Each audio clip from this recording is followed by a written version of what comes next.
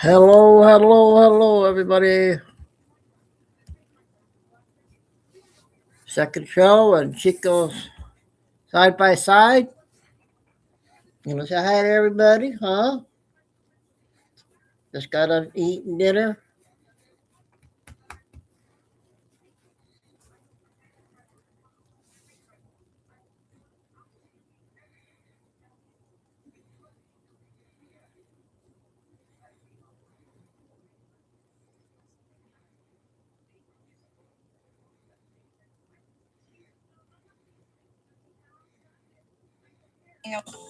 I think my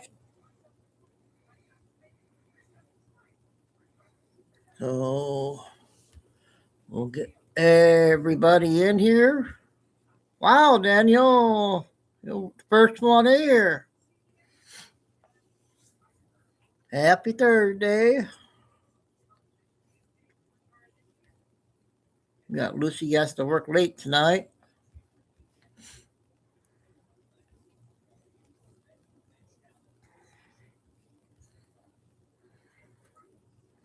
And you, Chico, huh?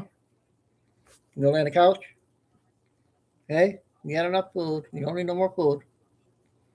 Okay, come here. Come here and say hi to everybody. Who's that right there?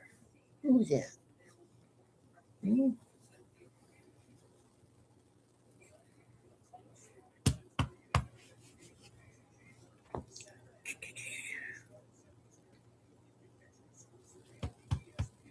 Hey, what'd he say? What'd he say?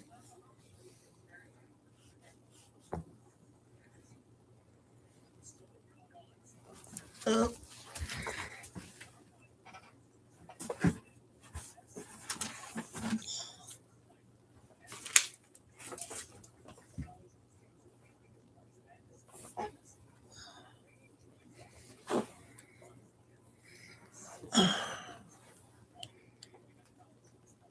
Internet must be running slow. 7 showing, 1 in chat. All right. I gotta open a window. Come on.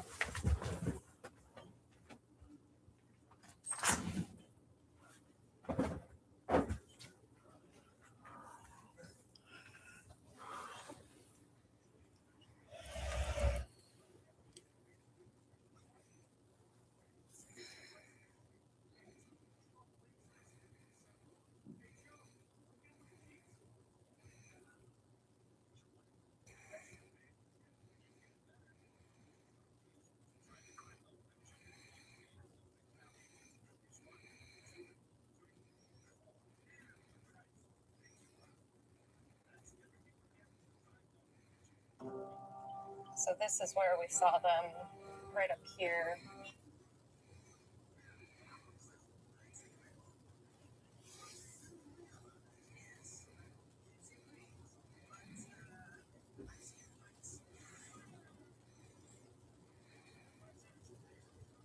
Huh.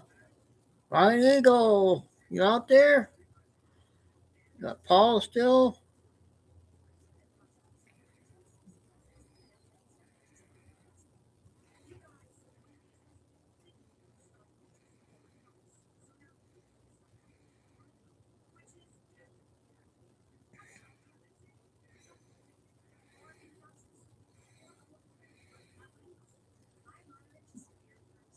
Oh, no, Kike.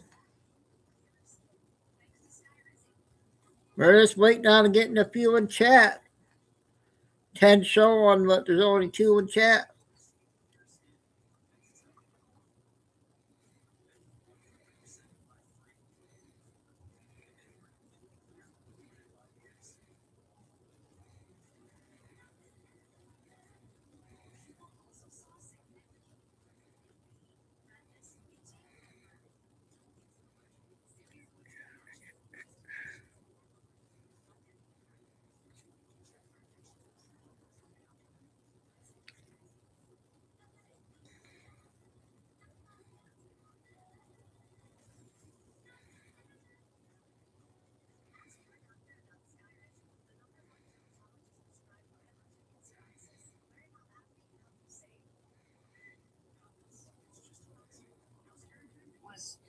Elon and his.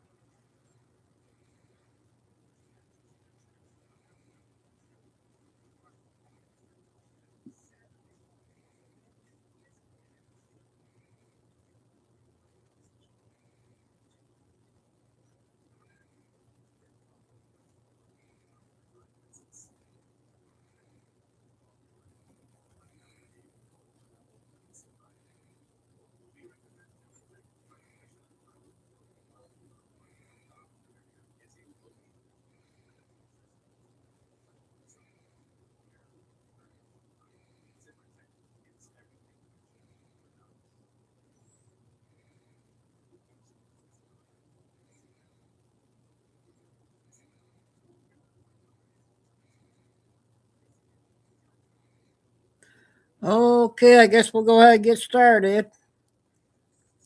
Hopefully, we'll get a late crowd coming in after 7 o'clock. People are probably finishing up with dinner.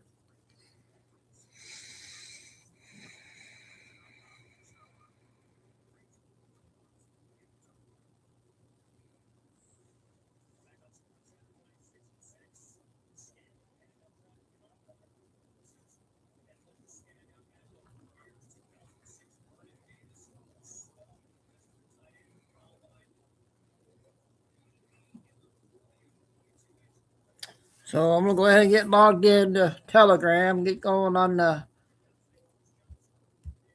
two short 2-minute clips, you guys.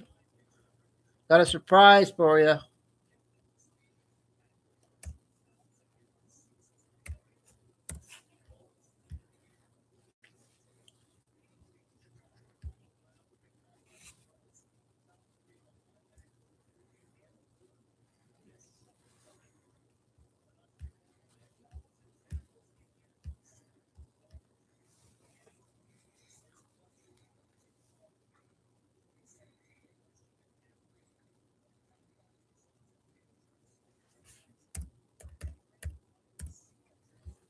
God dang it.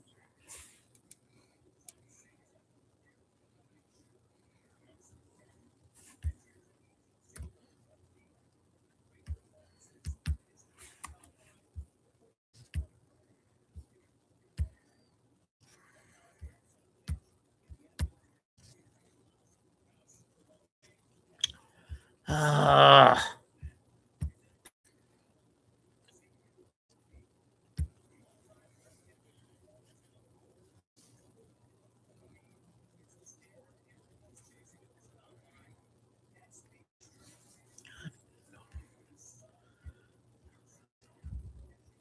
Always have trouble signing in.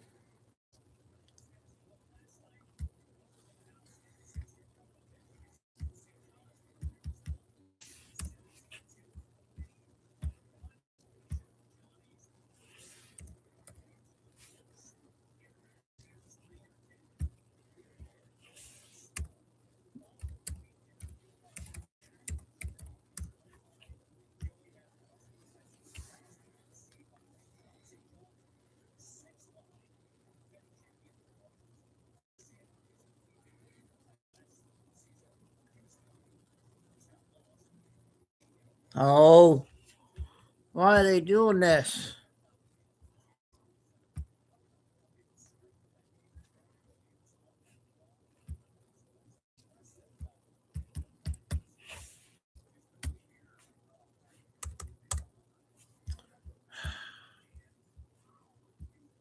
Hang on, you guys.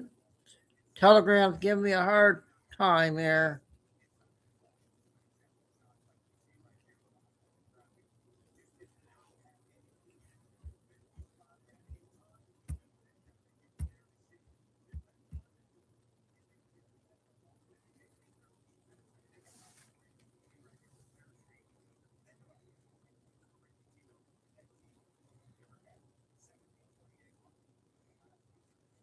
Now they're not letting me sign in tonight.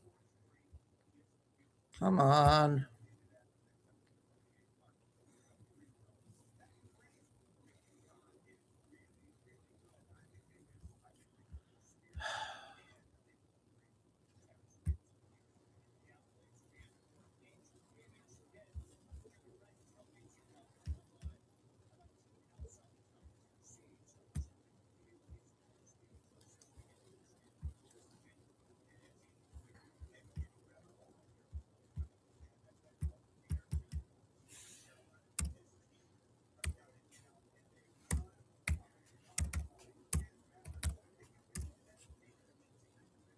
Oh, jeez.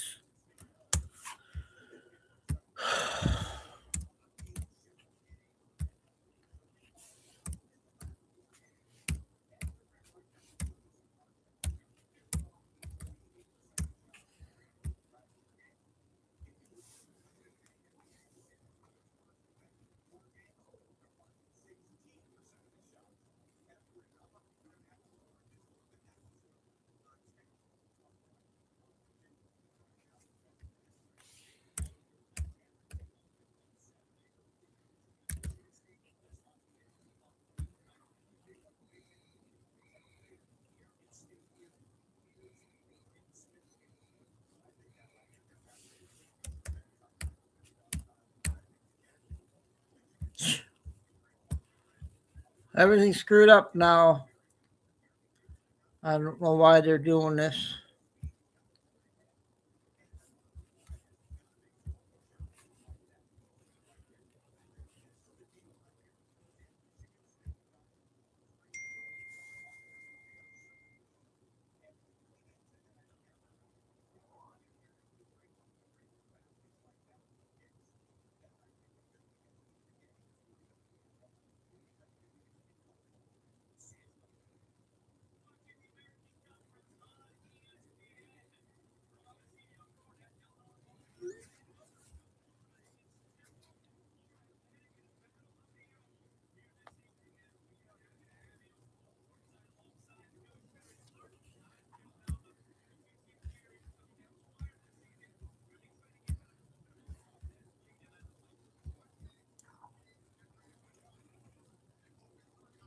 Craig,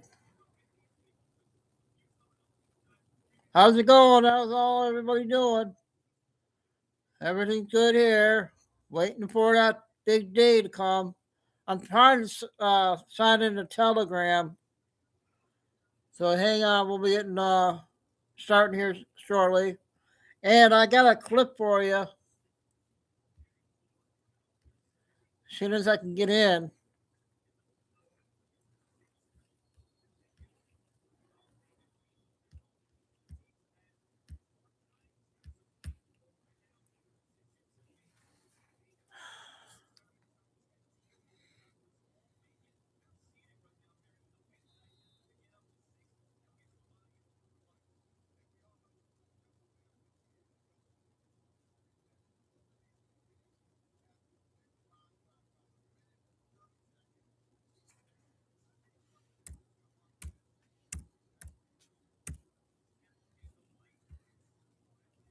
Why is this doing this?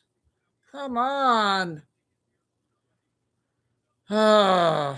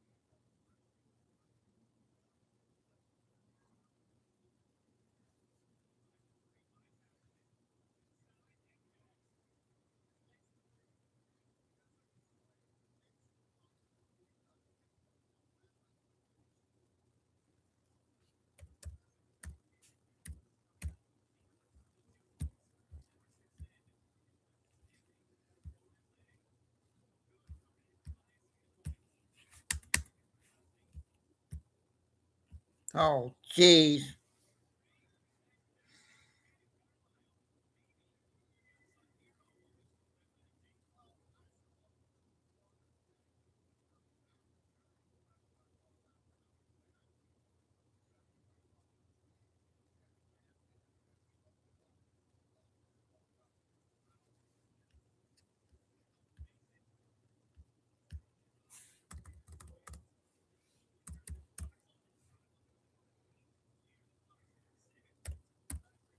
Ah, I got it, you guys.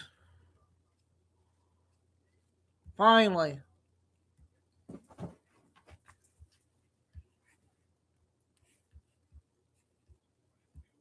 All right, I got it going now. Yeah, they finally got me signed in. You never gave me your phone number, Craig. Do you have my Gmail account so I can reach you?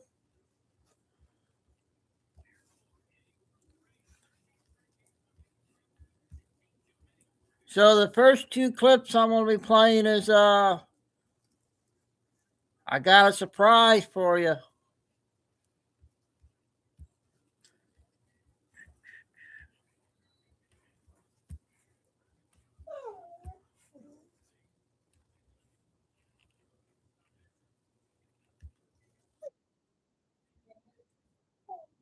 Guess who? As fully as I could, based on what I knew. And what I knew is what I said in my statement this morning. I never met Jeffrey Epstein, never had any Yeah, sure, you liar. connection or communication with him. I knew Ghislaine Maxwell casually as an acquaintance. But whatever they asked me, I did my very best to respond. It was disappointing that they refused to hold a public hearing, so I wouldn't have to be out here characterizing it for you. You They could have seen it for refused to yourself. hold a public hearing. We had asked for that. We think it would have been better for the. Did I hear that say right? She said that we refused a public hearing. Oh. Committee and its efforts to gather whatever information they are seeking. We had a bit of a challenge in the beginning because we had agreed upon rules based on the fact it was going to be a closed hearing at their demand. And one of the members violated that rule, which was very upsetting because it suggested that they might violate other of our agreements. So we had to cease the hearing for a period of time until we could get assurances that no rules would be broken going forward. And we returned to answer questions repetitively, literally over and over again. I don't know how many times I had to say I did not know Jeffrey Epstein. Is there a screen now?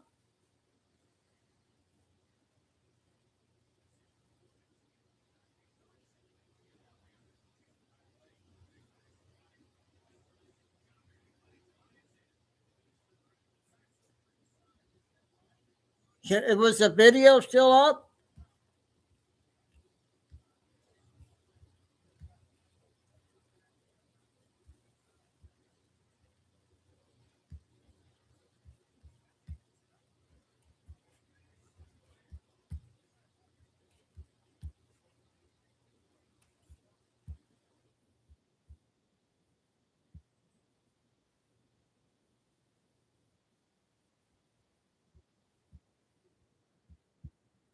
Based on what I knew, and what I knew is what I said in my statement this morning.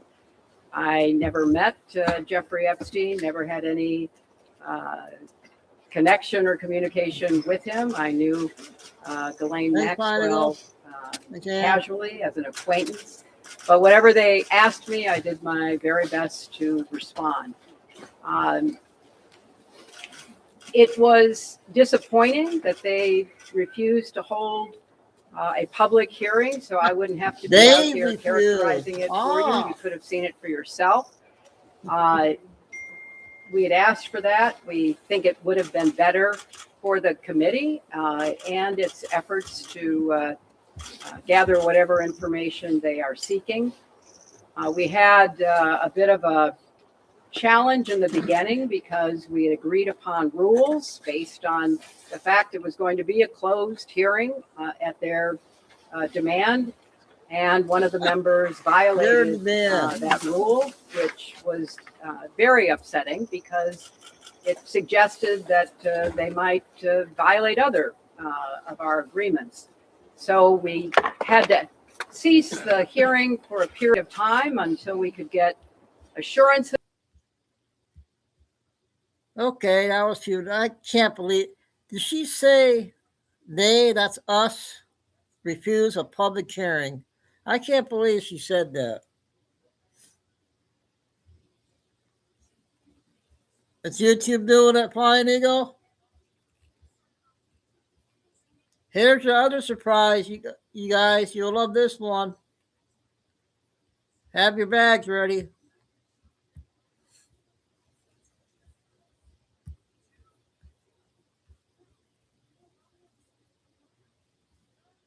Ah.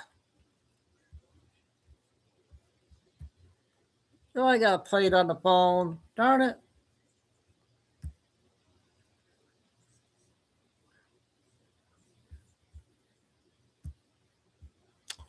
Well, I guess I can't play that one. Shoot. I'll play it on my phone, you guys. Doesn't work on me. And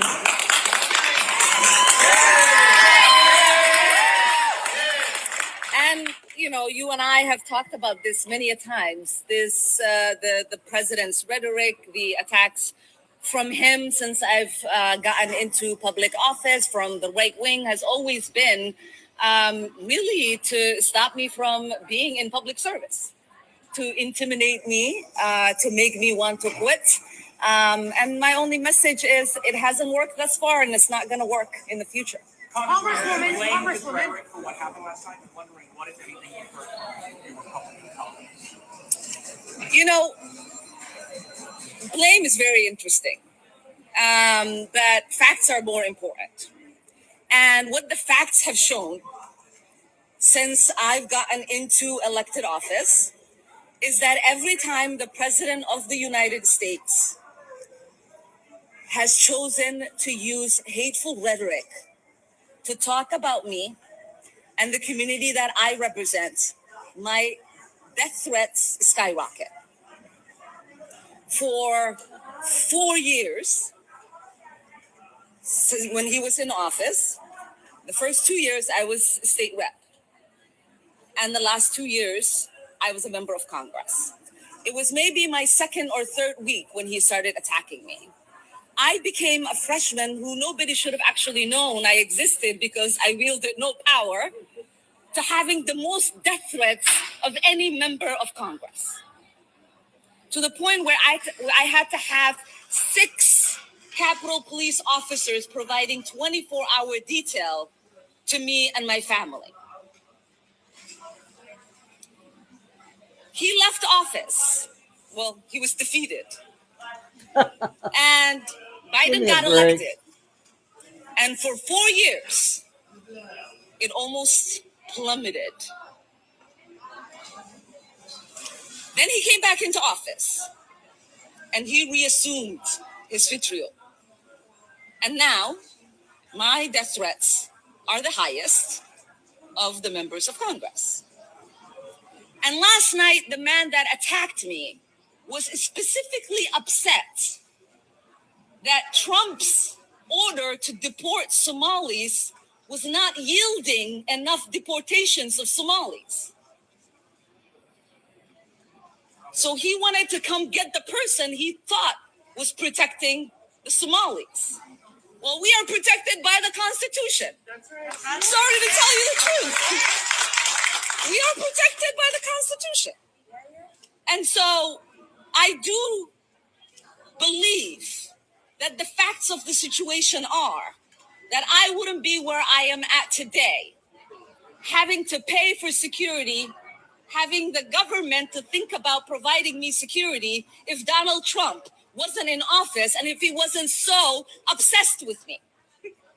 It is ironic that just last night he was on stage moments before I was attacked, talking about me. And then when asked about my attack, he said, I don't think about her. Does he not remember? Is he suffering from dementia? How do you spend 20, 30 minutes on stage obsessing over me by name multiple times, and then moments later say, Ilhan Omar, I don't think about her. So hopefully that answers your question. We'll take one more question. We'll take. Oh. What do you think of that one, Craig?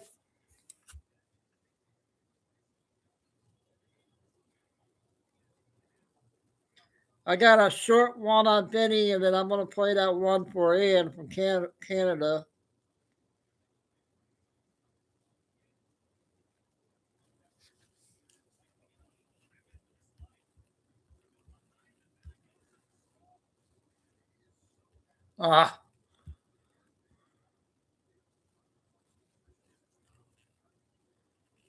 Why can I not play that one now?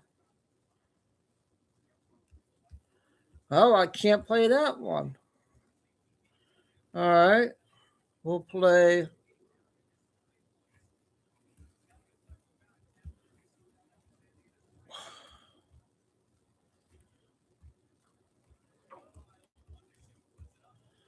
See where that one is from Canada. Oh, here it is.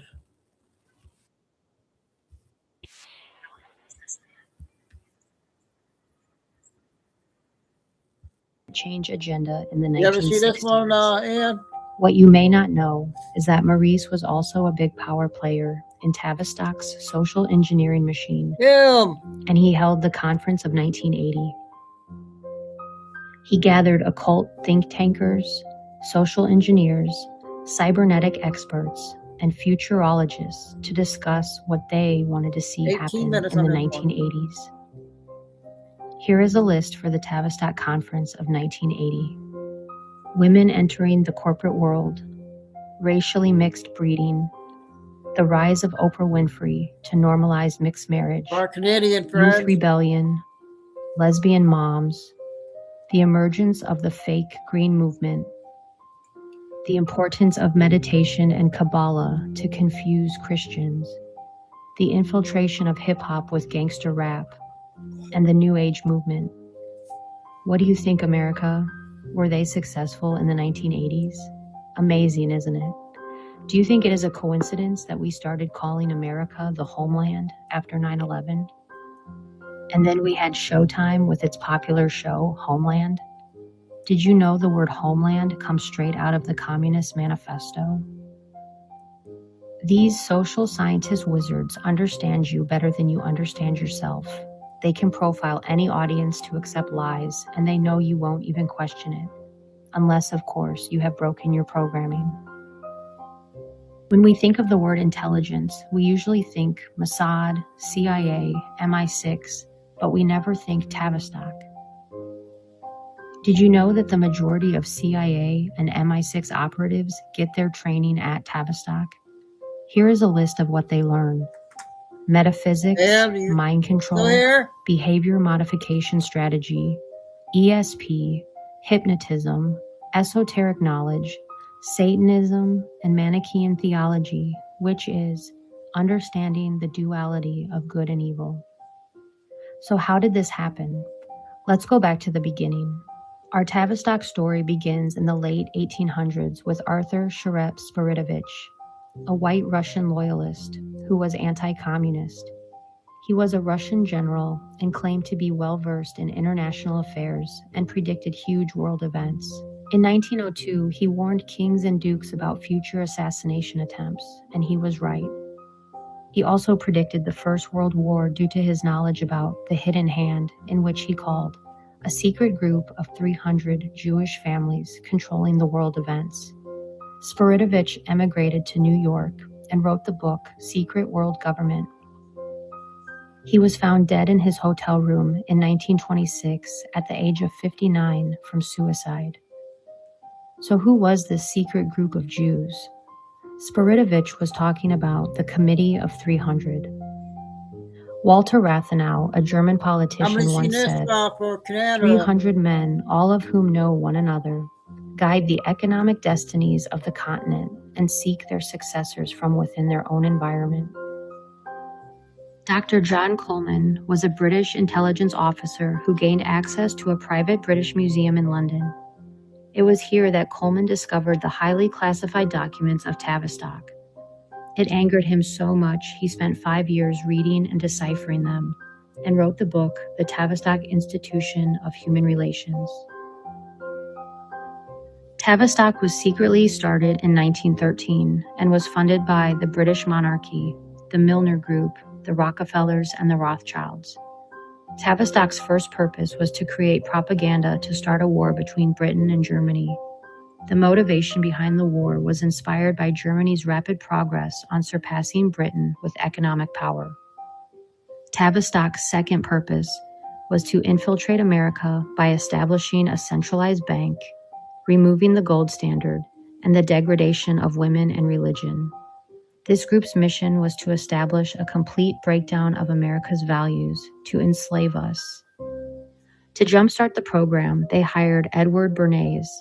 Bernays was the nephew of Sigmund Freud and was the father of public relations. He wrote 3 books, Crystallizing Public Opinion, Propaganda, and The Engineering of Consent. Bernays believed people were so irrational, and he believed so strongly in crowd psychology that he could convince masses of people to do almost anything. Edward Bernays was a Tavistock coach and advisor to President Woodrow Wilson. Wilson ran the presidency on the promise that he would keep America out of war. But with the infiltration of Bernays, he persuaded Congress to declare war on Germany and started the First World War. And on December 23, 1913, while all Americans were getting ready to celebrate Christmas, Woodrow Wilson signed the Federal Reserve Act, a law that created the Federal Reserve System, the central banking system of the United States. This led to effectively abolishing the gold standard. It was now 1933, and Tavistock's mission was already 50% complete. The Central Bank of America was responsible for the Great Depression and the global financial crisis of 2007. The Federal Reserve violates constitutional law because their policymakers are handpicked by people behind the Federal Reserve. Their meetings are secret, and there is no transparency to what they are doing. In 1932, an outspoken critic of the Fed, Louis T. McFadden, said, "We have in this country one of the most corrupt institutions the world has ever known. I refer to the Federal Reserve Board and Bank. This evil institution has impoverished and ruined the people of the United States through its corrupt practices of the money vultures who control it." After the wars and the establishment of the central bank, America started to see moral decline through what historians call the New Morality, or otherwise known as the birth of liberalism. It was President Ronald Reagan that once said, "If fascism ever came to America, it will come in the name of liberalism." In the 20s, known as the Decade of Decadence, we saw the emergence of the flapper. Women were now cursing, smoking, drinking, wearing revealing clothing, and the term loose entered into the zeitgeist. This was a cause and effect directly from advertising and Tavistock music, which was pushed from these think tanks. In the 1930s, homosexuality and lesbianism became rampant, not out of any inner or latent desires, but as a means to shock the old establishment during the Great Depression.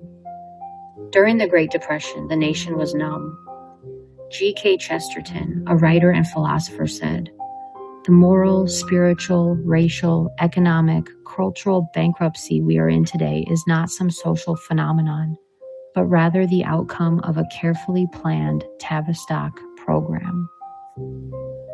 The birth of MIT, the National Institute of Mental Health, the Stanford Research Center, and Wharton School of Economics were founded by Dr. Kurt Lewin, John Rawlings Rees, and Margaret Mead, arguably the best Tavistock social engineers of all time. Believe it or not, through the minds of these leaders came the brainwashing and propaganda for World War II, Vietnam, the Korean War, the 2 Gulf Wars, and every war that followed after. According to Dr. Coleman, the best kept secret and research that came out of Tavistock is the 3-system response. The 3-system response is how the population reacts to stress resulting from a contrived situation. A contrived situation is a crisis management exercise for world leaders. During a crisis, the first response is superficiality, which is the condition that manifests when a group reacts to a threat by adopting shallow advertising and slogans, which they attempt to pass off as ideals. Because the cause of the crisis is not identified, it leaves the population confused, and this phase can last as long as the controller wants it to. The second phase is called fragmentation, in which panic strikes and social cohesion falls apart. This results in society to break up into small groups, forming different attitudes and beliefs due to media manipulation.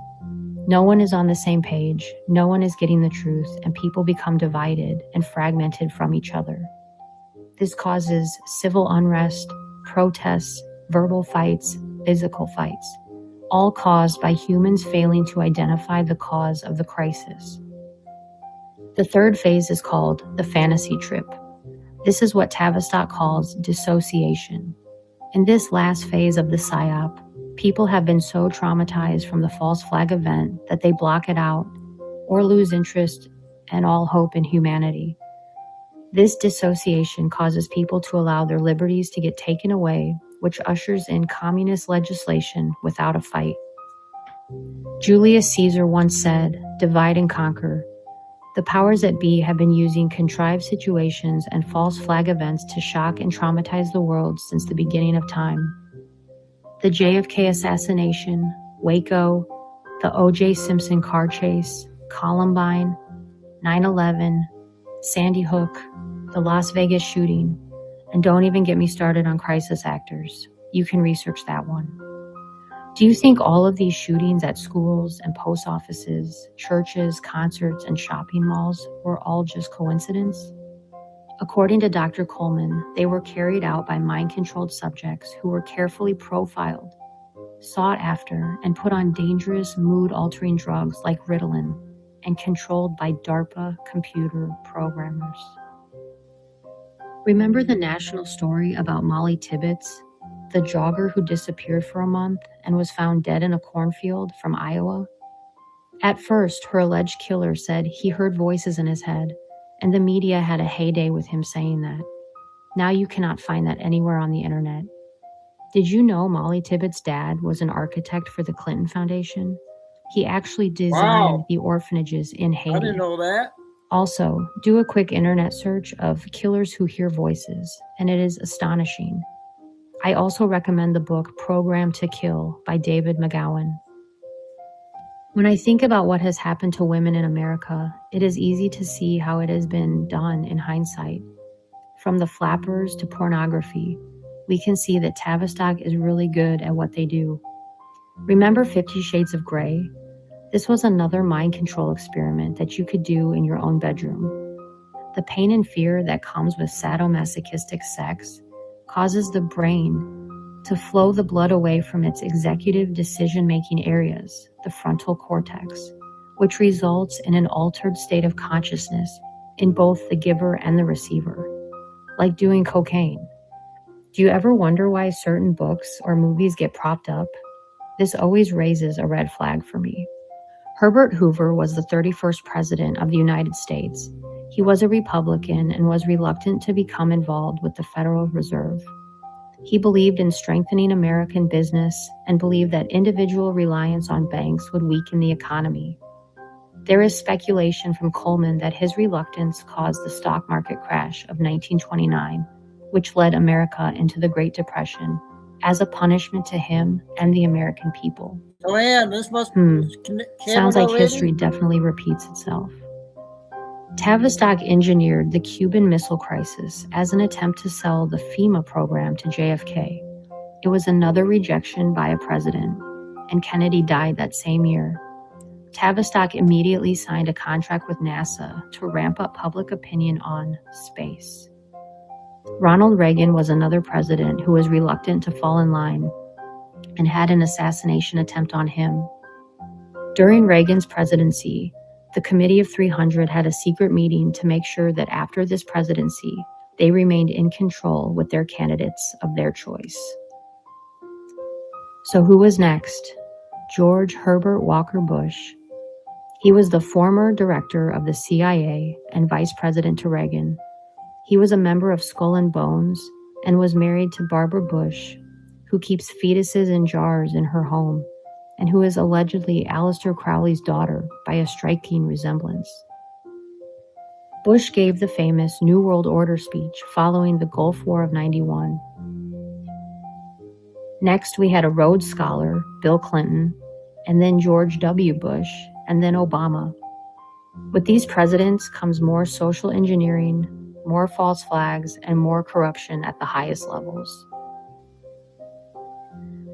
John Coleman said, "We have been brainwashed into believing that communism is the greatest danger we Americans are facing. This is simply not so.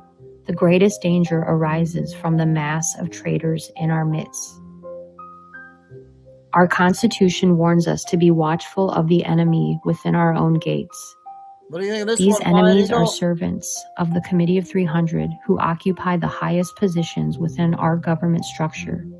The United States is where we must begin our fight to turn back the tide, threatening to engulf us, and where we must meet and defeat these internal conspirators." Trump campaigned hard, and one of his messages was, "Drain the swamp." This is exactly what he was talking about. He wants to remove the evil from within the government. Out of all the presidents, Trump has been the most difficult for Tavistock. He was discussed in a couple of Tavistock journals written by James McKay, the director for Tavistock Coaching. In 2016, he expressed concern that based on Trump's personality, he would be very difficult to coach. And in 2018, he discussed how Trump is like a trickster. Is this a confession that Trump hasn't fallen in line, but has been steps ahead of the committee? Another modern goal of the Committee of 300 is the emergence of the technotronic era. In the book, Between Two there you go. Ages by Brzezinski, he says, the technotronic era involves the gradual appearance of a more controlled society. Such a society would be dominated by an elite, unrestrained by traditional values.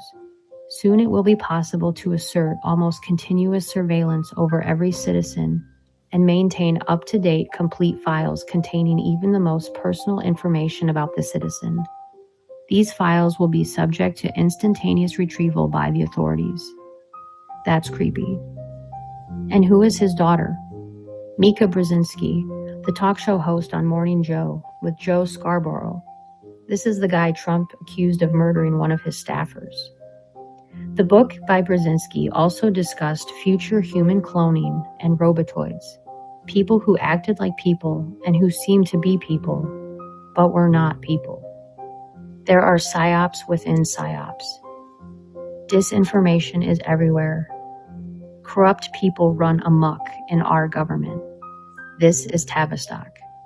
Today, people are still distracted with what the elite call the bread and circuses.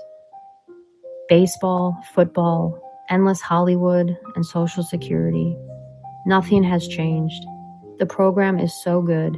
If you were trying to explain this to somebody, they would think you are crazy. Yep. That is how good the programming is. Because after all, if you don't program your mind, someone will program it for you. And it makes me remember the Tavistock whistleblower, Spiritovich, the man who took his own life at the age of 59. Or did he? Did he know too much? In 2020, looking back, it seems to me that he knew a lot. I will leave you with that to do your own critical thinking. Until then, stay safe out there and don't stop questioning the world around you. Okay, the beginning said it was Canada, so I don't know if that lady was from Canada or not. And so, but that was, so I hope that was a good one for everybody. Can't remember how old it is. I got two short ones on Trisha.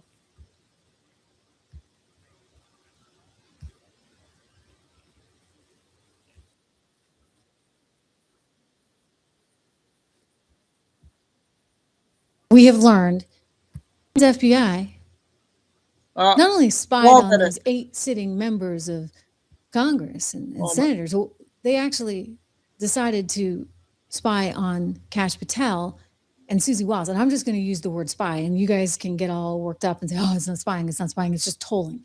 Okay, well, you want to know what tolling is? It's exactly what got the guy, what's his name? The whistleblower, help me out. I'm pulling a Biden here. The whistleblower that wound up in Russia, et cetera. Snowden. Okay, Snowden. Thank you. That's what got him in all that trouble, because he admitted, of course, that the government was collecting metadata. You're not allowed to do this. The government cannot collect metadata, especially on private citizens, especially on sitting U.S. senators. I mean, this is bonkers stuff. And yet they all did this in the name of protecting us, protecting the world against Trump. We saw the other day, JP Morgan came out and admitted that, yeah, they closed down all those Trump accounts, something like 50 accounts. Eric Trump told me personally he had something like 200 accounts shut off. But JP Morgan cut off all the accounts because they said, well, there was risk involved with having Donald Trump at our bank. Really? Okay, after January 6th, you see how it's a very slippery slope to fascism, and not with the Trump administration, but with the Biden administration. Yeah, the Biden administration, in the name of preventing fascism, went out there and told the banks to start harassing customers, in some cases cutting off their bank accounts and access to a bank entirely, trying to destroy them financially.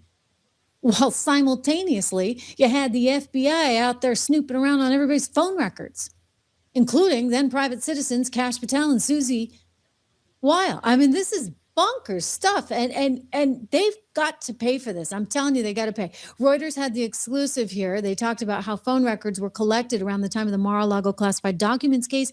Records were labeled prohibited, making them harder for Trump officials to find them.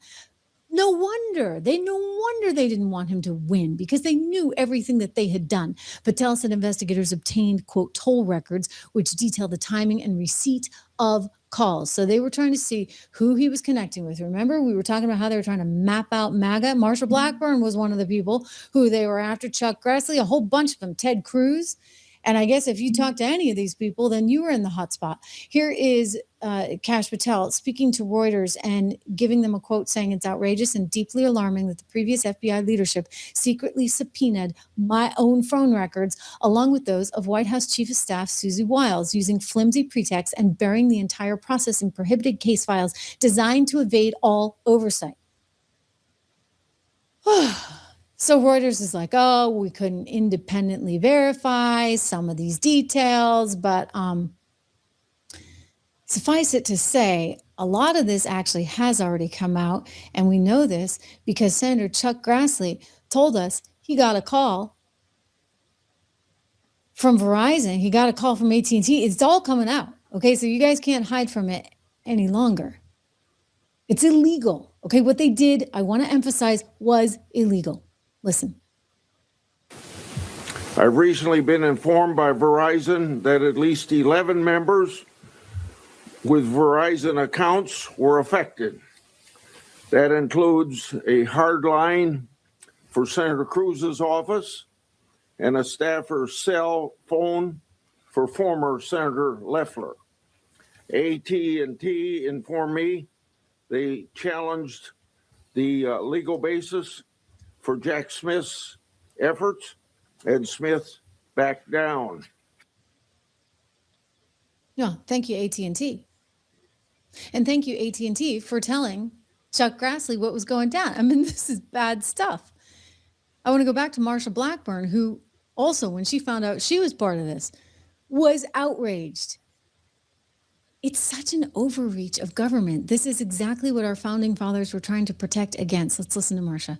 And thank you, Buddy Sanders. This month, we discovered one of the worst abuses of government power in our nation's history. The FBI under President Biden spied on 8 U.S. senators. I was one of those 8. Now, what we have learned so far is this.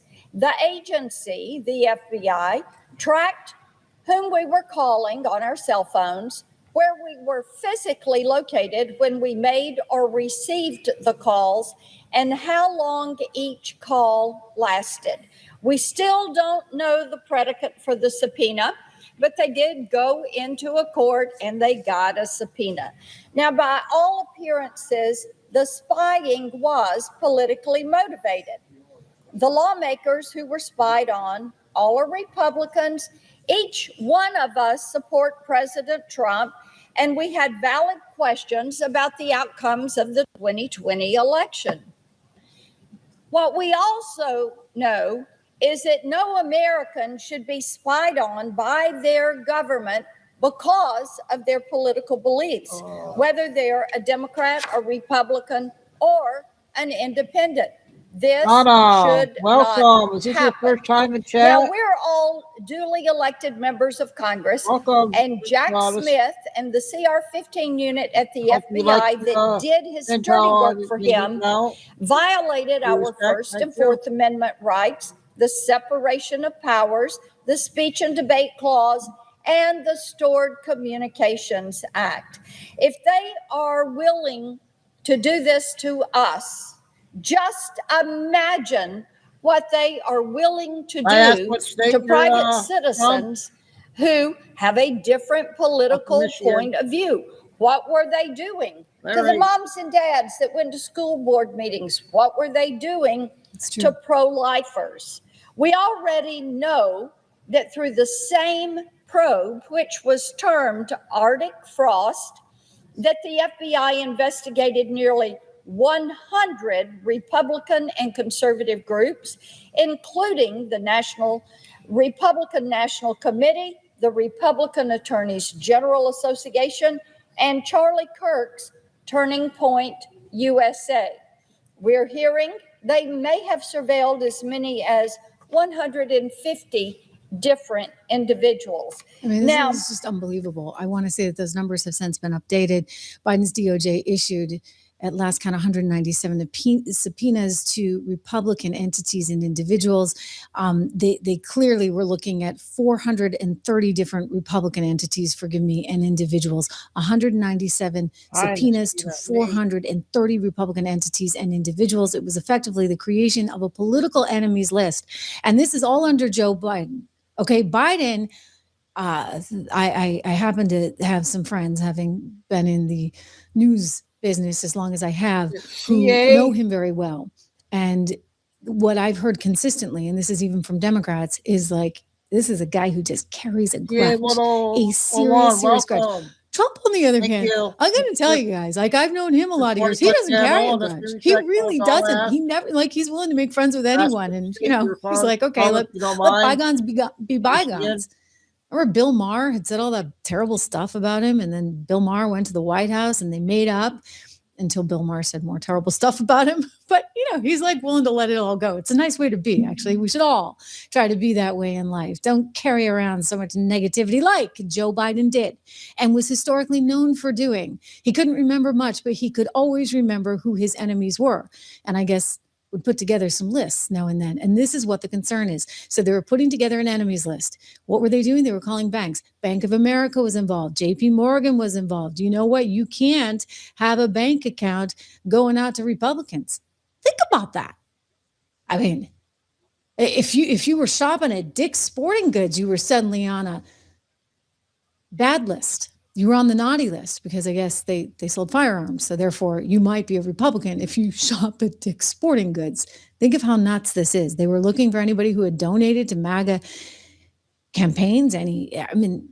This can't happen in the United States of America. And yet this is what was going on. And now we're learning today, again, they went after private individuals in the case of Kash Patel and Susie Wiles.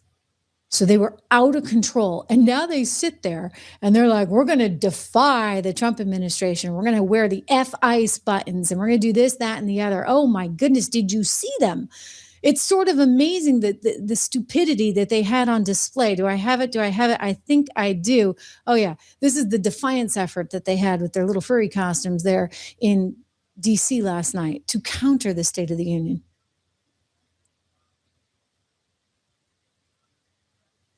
That it doesn't even want to play. I don't blame it. I'm a mother. I'm a physician, and I have a flag. And I am the proud representative for Oregon's 3rd Congressional District. Yes, thank you. Sad little group that they are. So they had this little defiance thing. Chris Murphy, the senator from Connecticut, was one of the ringleaders in it. He did actually get sort of accosted. There was some group somebody that came out and started screaming, basically for pro-MAGA. It was like a Trump supporter, and they were all worked up. I mean, I really wouldn't give them the time of day. I'm not going to devote any airtime to them other than to say how sad and pathetic they look. And they're continuing to be sad and pathetic. And this is the same group that wants to basically shut you off and prevent you from getting a job, prevent you from getting a bank account, and prevent you from having any kind of future, all while simultaneously bringing in millions of people here illegally into the country and offering them free healthcare, free phones, free, I'm going to just call them like credit cards. What were those? They're little, food cards because you had to have ethnically appropriate food. If you came to like a state like New York, they put you up in a formerly known as a 5-star hotel, the Roosevelt Hotel in Midtown on the East Side. Not bad. Daily maid service and everything. I mean, I'm sorry. We're over it. Okay. We're just over it, guys. It's not going to happen again. And the scary thing is, and I'm just going to tell you my worst fear. The scary thing is, we're going to be in a bad situation if come midterms, things shift. And so I need you to stay motivated. I need you to help keep your neighbors staying motivated because there's so much at stake right now. So much at stake. Remember what they were doing and will continue to try and do. So as much as they want to tell you he's the bad guy and that MAGA is the bad guy, no. Let's be very clear about what's what, okay? Again, we make our money the old-fashioned way. We invest. We plan. We think about our future. If you're not doing that, I want you to do it because we've had a few big wins, overall success. Our portfolios are up, beating the S&P. It's a wonderful place to be in. We did actually add another stock to both the resilience portfolio and the inflation protection portfolio at 76research.com.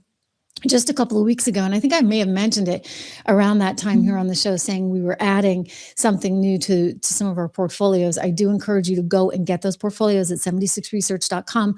It grew like 35.5%. I can't say that's going to happen every single time, but we like to pick. Okay, that was the first one. Hopefully I can get to a second one later. All right, we'll get some short ones in and then get a couple 10-minute ones and then no Billy Bean yet. We'll see how things go here. No California lady tonight. I haven't seen her yet. Alan Funston. Go Google David Alan Funston of California. Go Google it. This piece of shit molested so many fucking kids under the age of 7 and held to them while he did it. He lured one in his vehicle with a Barbie doll. He was supposed to serve 3 life sentences. He was so vile. It was so horrendous. He was a serial child predator. California is about to put him on your streets, California. He's about to be walking on your streets. The parole board has approved him because he's elderly. He's 64 years old, guys. And he is about to be walking the streets instead of being put in the ground where somebody who can't stop themselves from holding a KNIFE to a child while he does that crap. Go look him up, guys. Go look him up. David Alan Funston. Guys. Hey, she had a serious one tonight.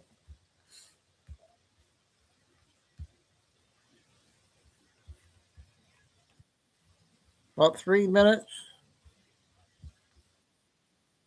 pinned it 7 years before the war ended. I'm going to beat that like a dead horse. I'm going to kick it like a dead horse. 7 years. They were hell-bent and determined. They were not turning back. They were going to win that war, and they were going to establish what they established for us. So the very reason you're right here today is because of that foundation.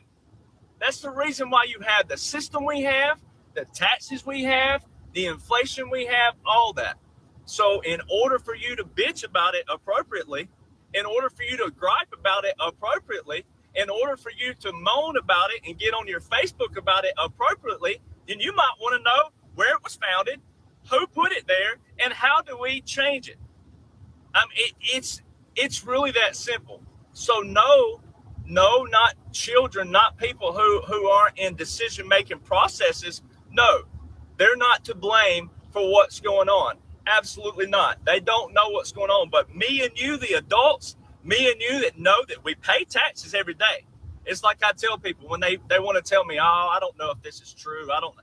Okay, if military law and military regulations are false and they don't exist, then nothing matters. Okay, nothing would matter. It means that everybody who ever served in uniform served for no reason. Okay, so if those don't matter and if Constitution don't matter, then we're in a world of hurt. Okay, so we have to get back to bridging that gap of we're adults. We pay taxes. We know we pay taxes because we see it come out of our paycheck. So you got to want to know where the taxes go, how they're allocated, how much those taxes are going in someone's pocket. All these liberals, they whine and gripe and bitch and moan, and they talk about, oh, we don't need walls and walls don't work. And every damn one of them have a house with a wall around it with security. All right. If you're going to be true, okay, you don't have to like what I'm saying. Okay. So you don't have to agree with me. Like there could be someone out there that's conservative that don't agree with that. Okay. Let's just say that exists. But to be true, I'm true to myself. Okay. I am true to myself. A lot of people don't like me. That's okay. I'm not for everybody. Our founders declared. Okay. The latest DJ.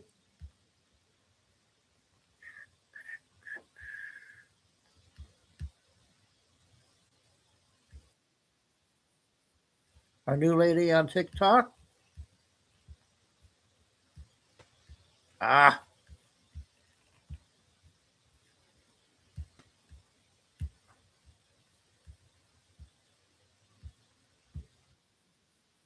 set to make an announcement today at 4:30 from Florida about the oil tanker seizures. We seized an oil tanker last week off the coast of Venezuela that was part of a shadow fleet. If you have no idea what I'm talking about and want to learn what a shadow fleet is, I have it labeled in one of my past videos. Just go there. In addition, we seized a second oil tanker on Saturday, and we are in pursuit of a third one right now. We are not fucking around. Trump is the definition of fuck around and find out. Tried to board this third oil tanker yesterday, our Coast Guard did, and the ship kept on going. So that's why we've been in pursuit of it. It's been like 12 to 18 hours. We absolutely should be seizing these oil tankers, shadow fleets, and the oil that they move illegally between China, Iran, Russia, Venezuela. They fund nefarious activities. They fund drugs, terrorism, name it. You name it, that's what funds it. It's currently propping up Venezuela and their illicit drug activity. So we should be seizing them. I think this is a show of force. It will be very interesting to see how China, Russia, Iran react because they are all part of this shadow fleet. The world is paying attention. This could be the tipping point for World War III. We never know. But if anyone can handle these maniacs, I do think that it's Trump. Anyway, stay tuned. A lot more to come today. Things are really heating up off the coast of Venezuela. And I got a second one.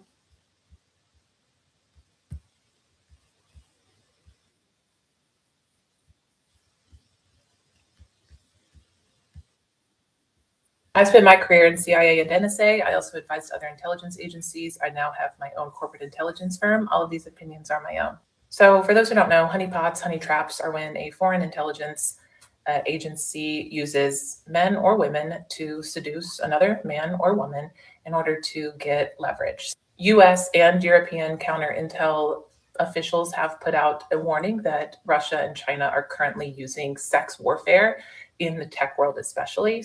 So let's look at some examples. Maria Batia was a Russian spy who infiltrated the NRA. She even dated a Republican operative. arranged trips to Moscow. She had a lot of power, met a lot of people of political influence, and ended up going to prison when she was caught.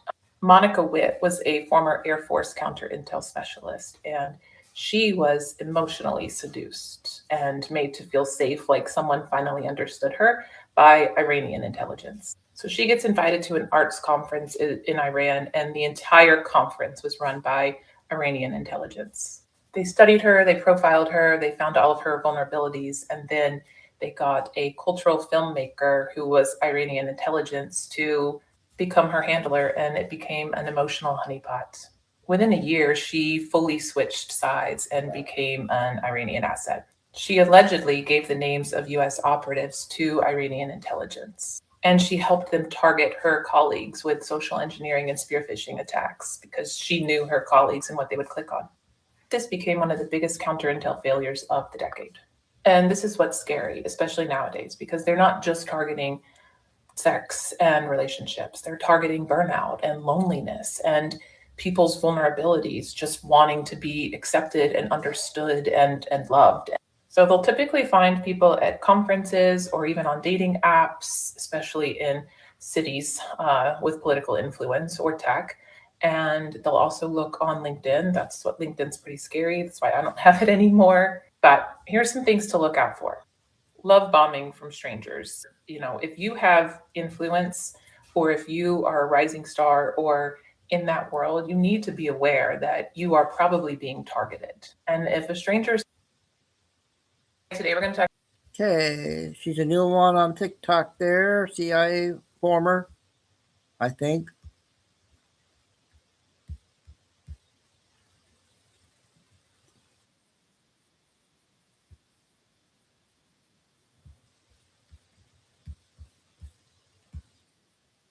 This campus that was a secret SCIF, secure facility that had files nobody knew existed.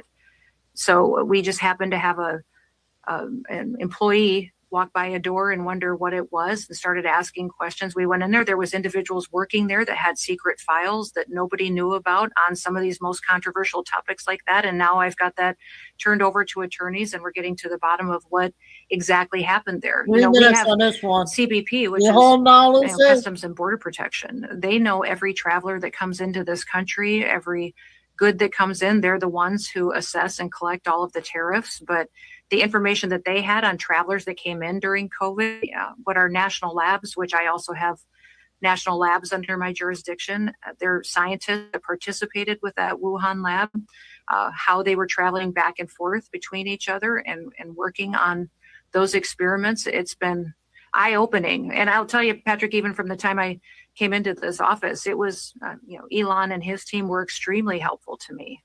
They helped me identify that some of my own employees in my department had downloaded software on my phone and my laptop to spy on me. Stop it. To record our meetings. Wow. They had done that to several of the politicals. Wow. And so we ended up bringing in people and that was something that if you didn't have those technology experts here in the department looking at all of our laptops and our phones and recognizing that kind of software, it would still be happening today. So one of the things I need to do and continue to do is partner with technology companies and experts to bring them in and help us. Because many times in government, and especially in this department, which was extremely neglected, we were just behind and not up to the standard we should be at. I remember the first 4 months, I couldn't even send a PowerPoint over email from the Department of Homeland Security servers that was longer than 6 pages long. So the backwards thinking of protecting our country was extremely detrimental to keeping us safe. And many times the deep state, I think what I tell people most of the time is I always believed when people talked about the deep state before that it existed. I never would have dreamed that it was as bad as it is.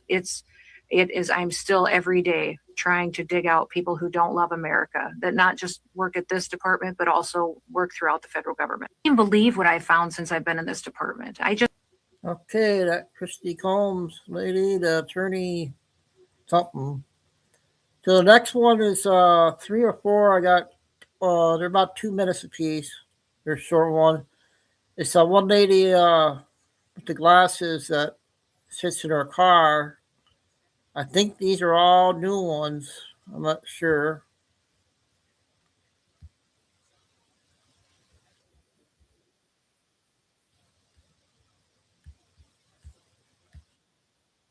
Believing in Nasara Jasara, which is real.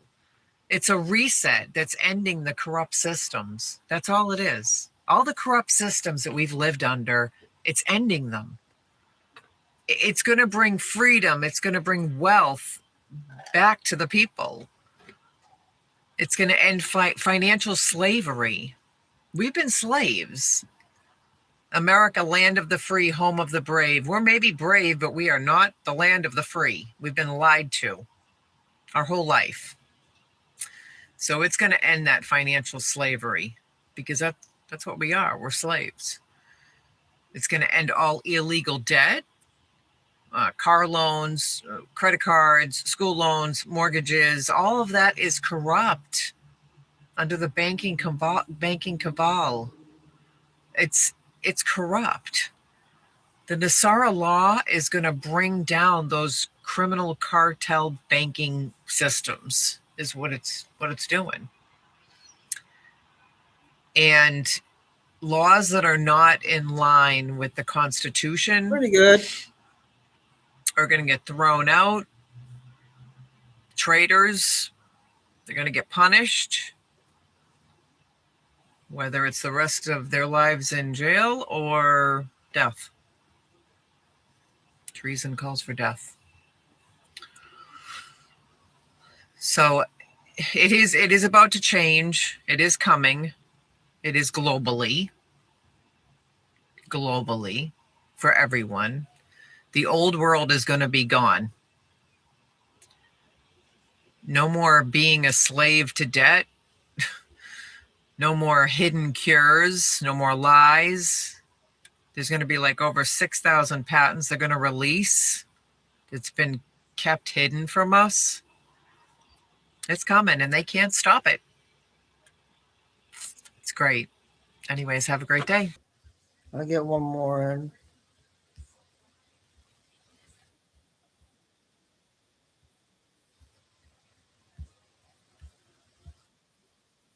Day. And it was pretty good. I watched it. I don't know if you noticed, but there were 8 generals that were sitting in the front. Generals normally do not present the Presidential Medals of Freedom. Did you know that? Did you notice that they did? They are pretty much putting this stuff out in front of our faces for people to wake up, slowly wake up. They're letting you know who's in charge. And this happens on numerous occasions where military are doing certain things that they normally do not do. They're putting it out there in front of our faces and giving us little hints. They're letting you know the military's in charge by these tiny little things that they're doing. They are in charge. You'll see. Anyways, pay attention, keep your eyes open, and think outside the box. The ending is near. Have a great day. Okay, 2 new ones from her. We got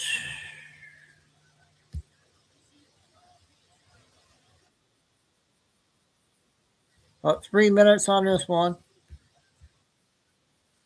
Did they deliver? They showed up armed with animal costumes, convicts, and a clear message for those who support the president. Your bull is not welcome here. Y'all. Oh, and that's just the warm-up act. Wait until you see all the highlights from their counter-programming to the president's State of the Union speech. Plus, Democrats are waking up this morning doubling down on pure absurdity, including Nancy Pelosi's painfully awkward reaction to the president's remarks on banning insider trading.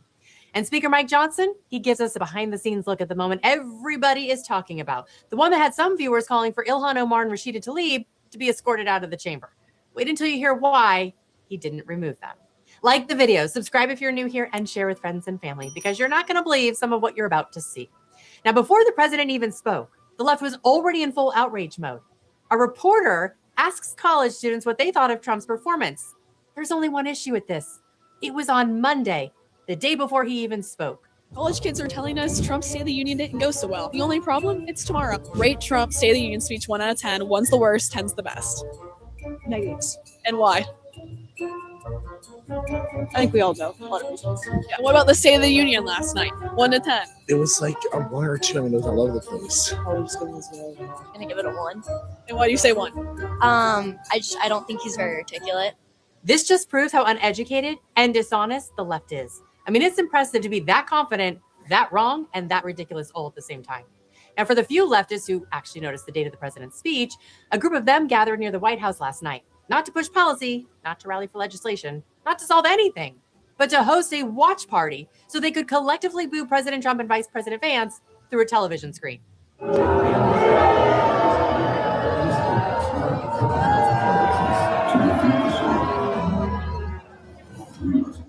Think about this. They cleared their schedules, picked a location, probably even debated about snacks, all so they could sit in a room and yell at a man who cannot see them and cannot hear them.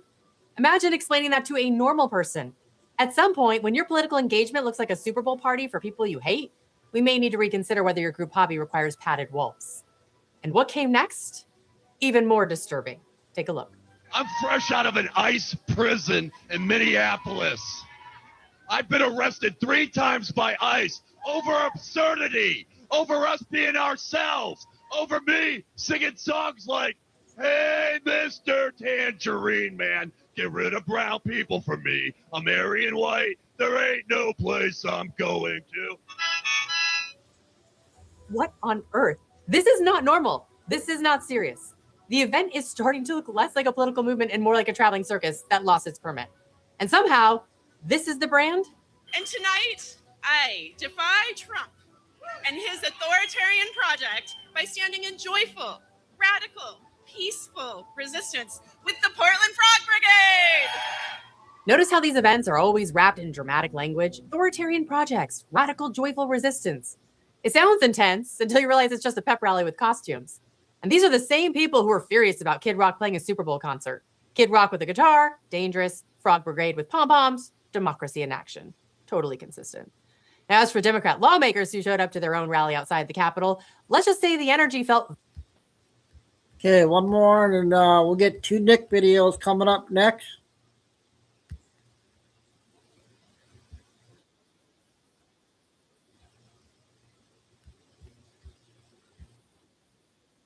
And it's so messy, it should come with a mop. This is the first sign that 2028 is shaping up to be less campaign season and more blood sport. And Newsom is not tiptoeing. He's full on tossing Kamala right under the bus. Meanwhile, the left is absolutely losing their minds over Kash Patel cracking open a cold one with Team USA. I've got the tape nobody else is showing, and it perfectly captures their selective outrage in all its glory. This is wild. You don't want to miss it. And just when you think it can't get any juicier, the drama around President Trump's State of the Union is about to hit full soap opera mode. As always, like the video, share it with your friends and family, and subscribe if you're new here, because trust me, this circus is just getting started. Well, Gavin Newsom finally confirms what we've all known. And he didn't just say the quiet part out loud. He practically rented a billboard on the 405 and lit it up in neon. And for those that don't know Willie Brown, you wouldn't know Kamala Harris without Willie Brown. 2028 hasn't even started, and the knives are already out. Now, for anyone new to California's political soap opera, here's the backstory. Before she was vice president, before the Senate, before the national brand rollout, Kamala Harris was dating one of the most powerful political kingmakers in the state, Willie Brown. At the time, Brown was Speaker of the California Assembly. He was 60, she was 29. And during their relationship, he appointed her to 2 well-paid state board positions. That's not rumor. That is public record. And now, it's not even Republicans bringing it up. It's Democrats on camera, voluntarily. That wasn't just a slip. That was a political drive-by. Now, here's where this turns from political drama to full sitcom. Back in the day, when Gavin opened his first winery, he got into a health code clash with City Hall. So what did he do? He went straight to the mayor, which was Willie Brown. Willie Brown, the mayor, said, "I'm going to appoint you to the Parking Traffic Commission," because I was bitching about doing business in San Francisco. Nothing says earned it like complaining your way into government. And once you're appointed to a job you know nothing about, why stop there? Willie Brown was turned out as mayor, and there was an open seat. And I think at 33, I announced, why the hell not? Now, Gavin's relationship with Willie Brown wasn't the same as Kamala's, but here's the pattern. In California politics, you don't climb the ladder gets lowered to you. And somehow, Willie Brown always seemed to be holding the rope. So Gavin, he might want to be careful about where he aims that spotlight, because when you're living in a glass mansion, starting a rock fight is a risky hobby, especially when Charlemagne the God, not exactly a Republican strategist, is openly saying Gavin doesn't stand a chance at winning the White House. The governors are the ones to watch. Facts. Because the governors are the people that you can look at and see what they're doing in their state, and what they're doing in their state is probably, if they ever got into the position of power as president, they would do on a national level, which is why Gavin Newsom don't stand a fucking chance. There you go. I don't know why the he even is playing with people. Right? Okay, we all love Cali. All right? Yeah. And we've all seen what you've done to Cali. Yeah. No, beat it. I actually, for once, think I agree with Charlemagne the God. Yes, go ahead, screenshot it, frame it. But here's the part Gavin should really lose sleep over. When the criticism comes from the right, you just brush it off. You call it partisan, you send a fundraising email before lunch. But when it comes from your own ideological backyard, from someone who actually wants a Democrat in the White House, that's not opposition research. That's your own team reading the polling memo out loud. And speaking of polling, let's see how that's going. This is just a downright clown car at this point on the Democratic side. I mean, just take a look here. Top choices for the 2028 Dem-Pres nominee. You have a leader, but it's not really a clear leader. Grab your Okay, one of my favorite ones on TikTok. Few Nick videos coming up.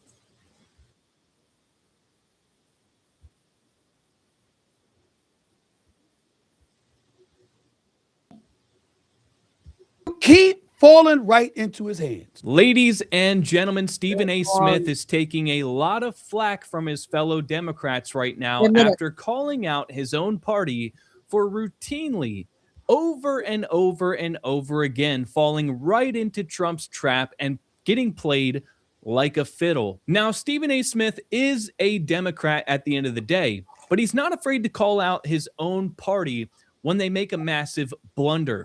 And his comments come directly after the State of the Union address, where the president gave the ultimatum to the Democrats and Republicans to stand if they prioritize Americans over illegal immigrants. And the Democrat Party, almost all of them, refused to stand up for that. Now, I've actually got several clips to play for you guys, because Stephen A. Smith is basically on tour right now, calling out all the hypocritical things that his party is doing, and he's probably going to run for office or something like that. But regardless of the motive, this is absolutely epic. He's calling them out for their State of the Union protest. He's calling them out on voter ID. He's calling them out on their hypocrisy on ICE and deportations. He just keeps dropping bomb after bomb on his own party, and I love to see it, and I think you will too. But before we get started, be sure to support the show, support the channel at mypillow.com. Take advantage of the mega super duper sale going on right now. Use promo code Nick, save a ton of money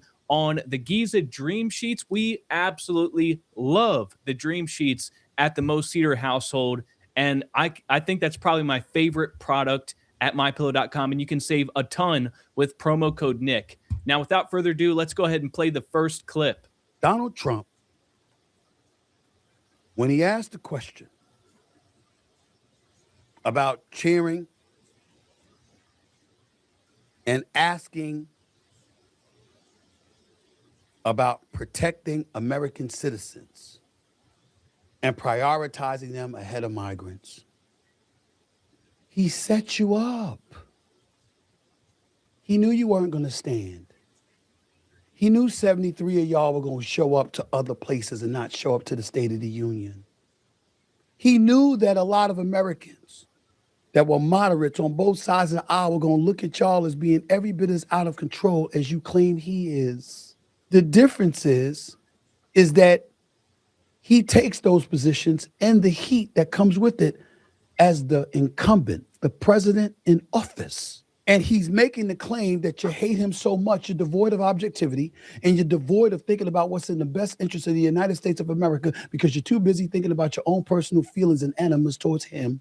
And every time you do that, he smiles and mocks you and has a field day. You played right into his hand. Don't come back at me and say F Stephen A. Smith, or Stephen A. Smith is selling out, or Stephen A. Smith is this way or that way. I'm just telling you what it is. Now, there's a reason why I listen to people like Stephen A. Smith, because he's kind of like a Bill Maher. At the end of the day, he's a Democrat. He voted for Kamala Harris. He doesn't support the president, but he's a very good temperature gauge for how things are going within the Democrat Party, because he's more moderate. He's more like the old school Democrat, the old school liberal. He's not completely captured by wokeness and Trump derangement syndrome. So when he calls out his own party, it means that they truly did take a massive L.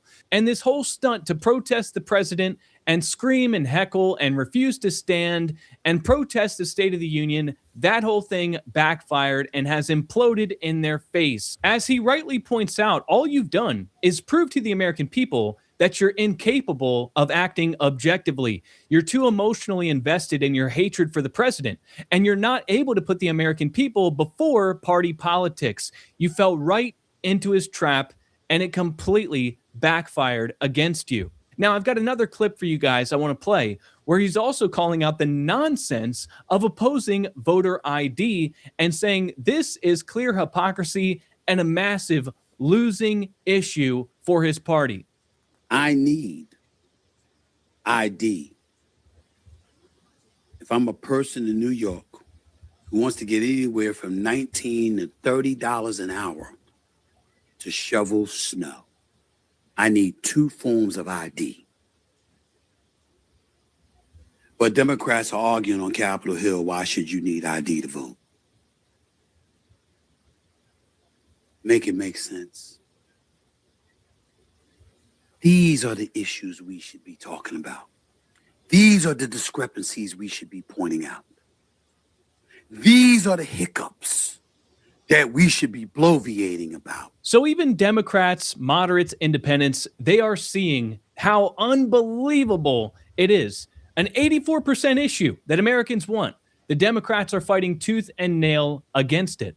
And this is causing them to hemorrhage support, as people can see clearly the hypocrisy. Now, speaking of hypocrisy, he's also coming down on them for opposing Trump's deportation agenda and ICE, despite the fact that they loved it when it was Obama doing it. Yeah, you're talking about the border. Yeah, the border needed to be closed, but that was because Biden opened it. If Biden hadn't opened it and followed Obama, who deported more people than Trump did, in Obama's term in office, over 3.1 million people were deported. How come you didn't follow that, Joe Biden? How come you didn't follow that, Democrats? How come it was okay to celebrate ICE at that particular time when when Obama was in office, and you had networks literally traveling with ICE to show you the marvelous work that they were doing, but suddenly Trump is doing it, and now it's a pariah, and ICE needs to go, and it needs to be completely banned. Why are sanctuary cities existing? Why is that? Why do you get to, implement laws that could get you to ignore federal laws? How is that? How does that benefit our country? I'm saying to ask ourselves these questions. So he's been on an absolute roll lately. And I want to conclude this video with a final clip where Stephen A. Smith, in that same interview from the last clip, gives us a little bit of a story about one of the encounters that he had with Trump 20 years ago during the taping of The Apprentice. And it's very powerful. He says that Trump gave him some advice which he never forgot. And this gives us a little bit of an insight into why he doesn't have Trump derangement syndrome and instead shows respect to the president, even though he disagrees with him on certain policies. 3 minutes. I believe it was in 2006. He's the host of The Apprentice, has the intro music going doo-doo, doo-doo, doo-doo, doo-doo, doo-doo. I love that music, right? And so he comes out, and it was great, and he let me touch his hair to prove he wasn't wearing a toupee and stuff like that, and he did all of that, right? And but we were in the green room, and he gave me some advice that I've never forgotten. He said, not just know your worth, but go for it. Go for it all. Always pursue the most. And I said, explain, what do you mean? And he said, when you go to a bank and you borrow $3 million and you can't pay it back, you got a problem. He said, but when you go to a bank and you borrow $300 million and you can't pay it back, we've got a problem. He said, the moral of the story is the more you convince someone to invest in you, the more they must work diligently to ensure your success. Don't come cheap. Make sure you convince folks to to make that requisite investment in you because they'll be committed to you succeeding because your success means their success and they have a chance to recoup the investment they made in you. That's how you do that.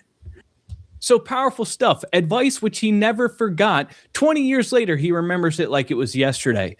And do you guys notice just how many people have spoken highly of the president that have had personal encounters with him or have had a personal relationship with him?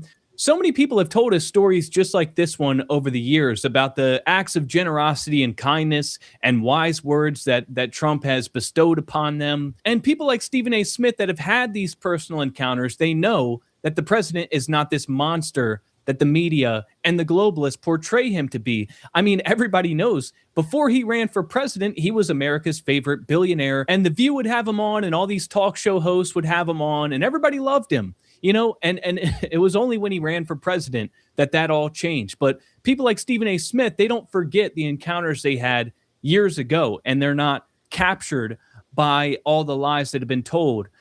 So ladies and gentlemen, this to me is a breath of fresh air, and it's very indicative of how things are going for the Democrat Party. People that are in the middle, moderates, independents, even Democrats are seeing the hypocrisy and the craziness on full display. And that is why you see so many of these candidates reeling back and trying to play this bipartisan game as we head into the next election cycle, because they know the craziness is not working in their favor. So ladies and gentlemen, I wanted to share this with you guys. If you like the video, leave a like and subscribe and check out the... Okay, the first Nick video, and I got one more.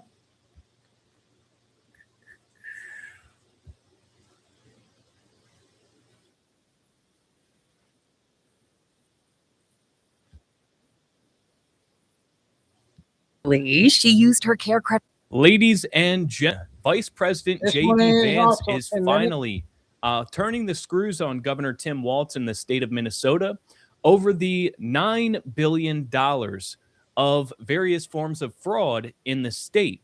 The Trump administration's finally taking action, and I got to say, it's long overdue. And Tim Walz is having an absolute meltdown over it. So we got to get into this, ladies and gentlemen, and we're going to talk all about it. But first, be sure to like the video and subscribe. And if you want to save a ton of money at mypillow.com, there's a mega sale going on right now, and you can save a ton of money on the best sleep products in the world. When you use my promo code, you can get free shipping on orders over $100. And right now there's a mega sale on the 6-piece towel set, the standard MyPillow, the Giza Dream Sheets, the mattress topper, you name it.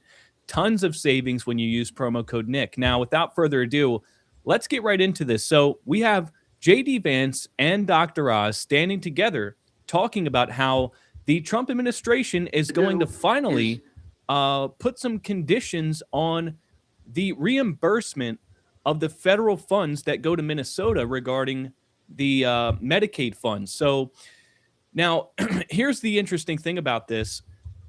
Medicaid in the state of Minnesota, it's funded by the state itself. The funds are already paid to Minnesotans from the state. Now, what the Trump administration is going to do is they're going to withhold the reimbursement from the federal government until Tim Walz can prove that the money is not fraudulent. So here's the announcement. Then we'll get into Tim Walz's reaction to all this. Naming the swamp of the crooks that have inhabited it and are defrauding us. There are 3 bold actions. The first, and for many of you maybe the most important, is we're going to, for the first time, take a massive action to defer funds to a state. Let's start with this Medicaid program in Minnesota, which serves pregnant women. Medicaid takes care of our children. 53% of kids are born in the poverty. They're supported through Medicaid. Disadvantaged seniors, individual disabilities. It's unponderable that you would take advantage of these precious programs. Yet they are putting it at risk, all of it, by stealing the money. So it's our duty to preserve Medicaid, and what we're going to do is identify the scammers, which we have done in Minnesota. We've identified that they've hijacked, in particular, a certain part of the Minnesota Medicaid system. Said differently, and I'll just put the numbers out there, it's going to be $259 million of deferred payments for Medicaid to Minnesota, which we're announcing as I speak to Governor Walz and his team. That's based on an audit of the last 3 months of 2025. Restated, $250 million is not going to be paid this month to Minnesota for its Medicaid claims. Now that's $250 million of money. That's your money. It's your taxpayer money. And these home and community-based services, which again are services that are typically things you would do for your family, but for whatever reason your family's not there to provide them, are very hard to audit.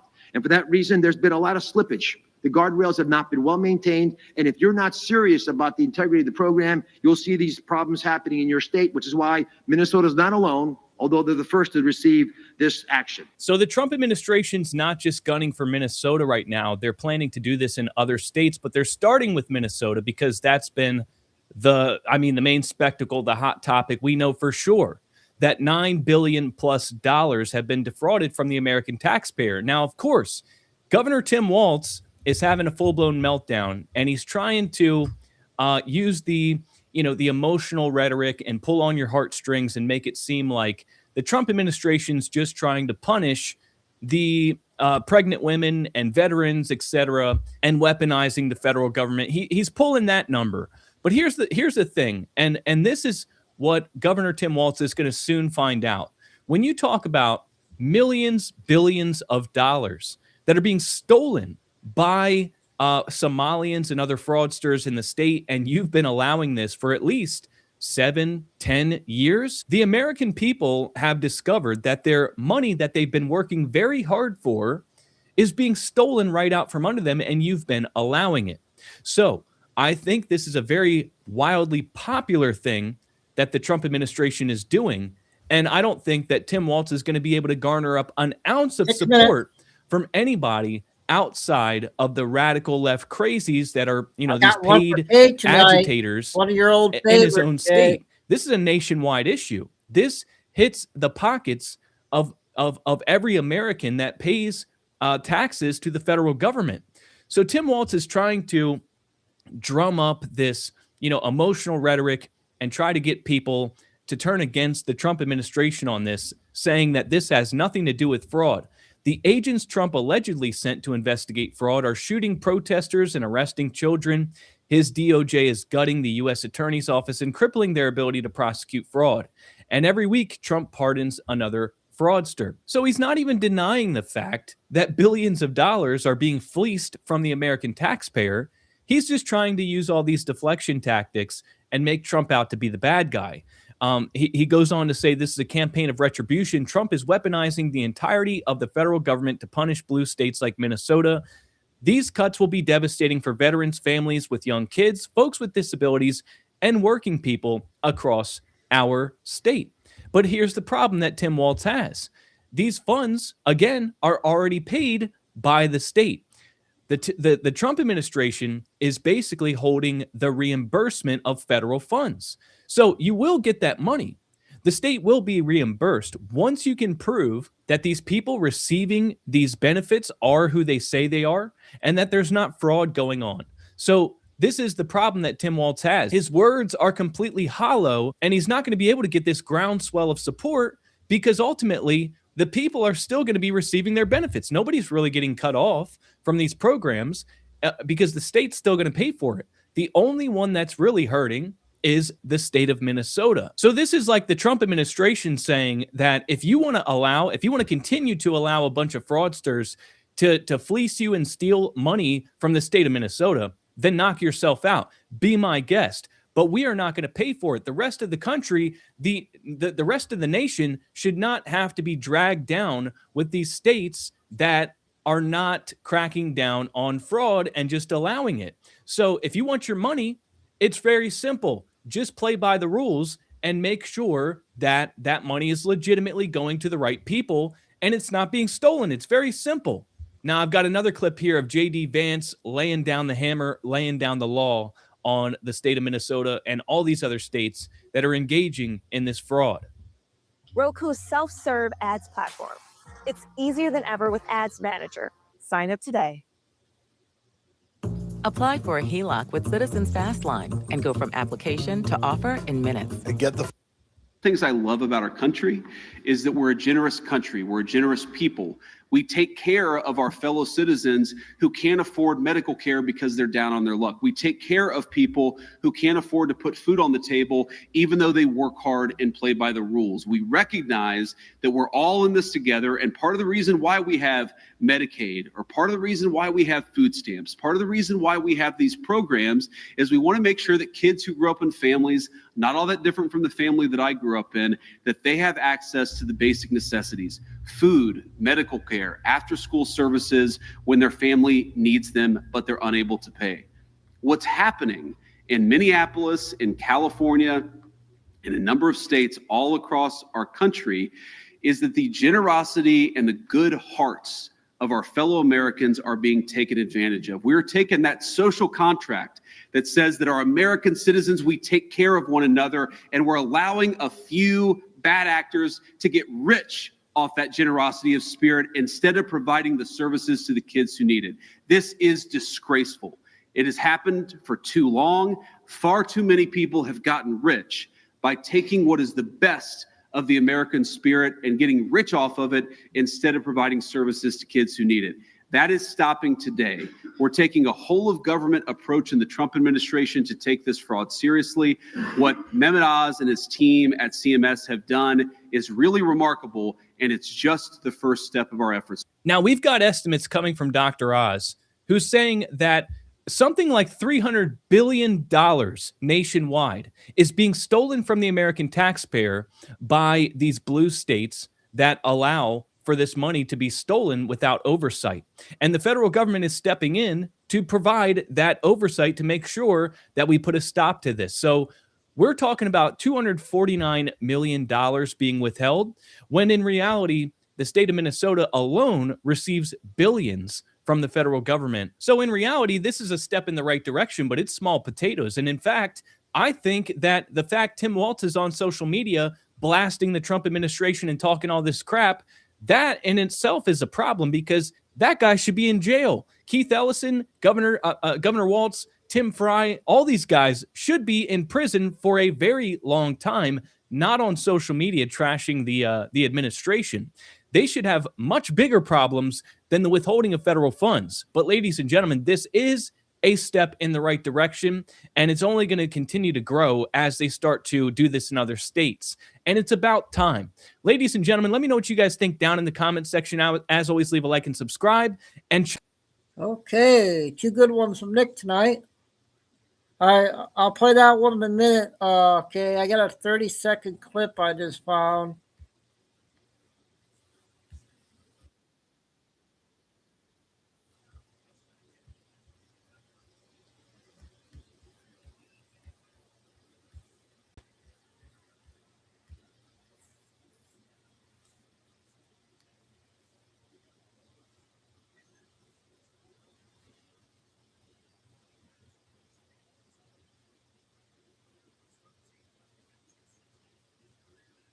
I just found this on Telegram.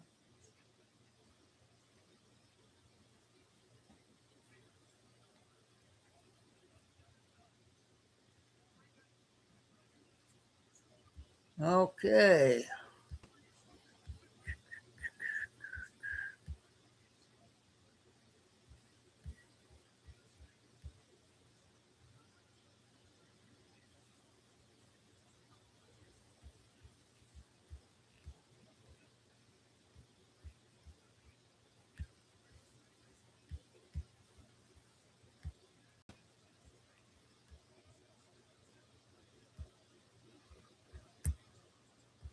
I don't know if I can play it. What happened?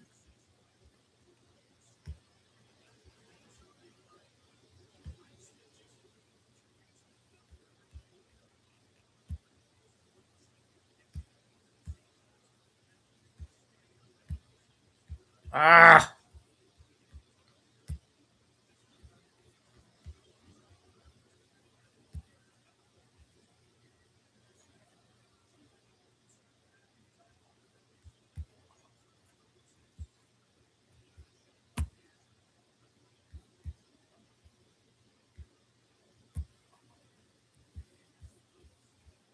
Come on.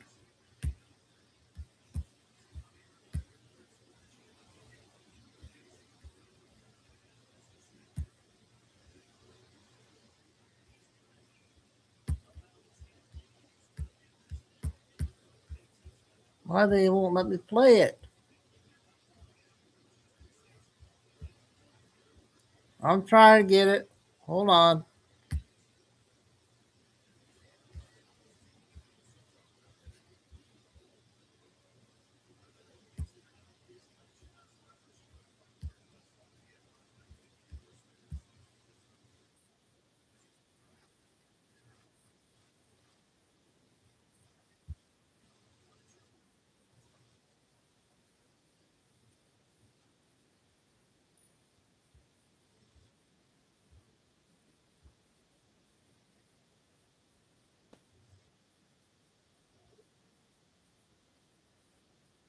Eilish stepping in it completely. We're going to get into that, but I got some rather amazing stuff to present.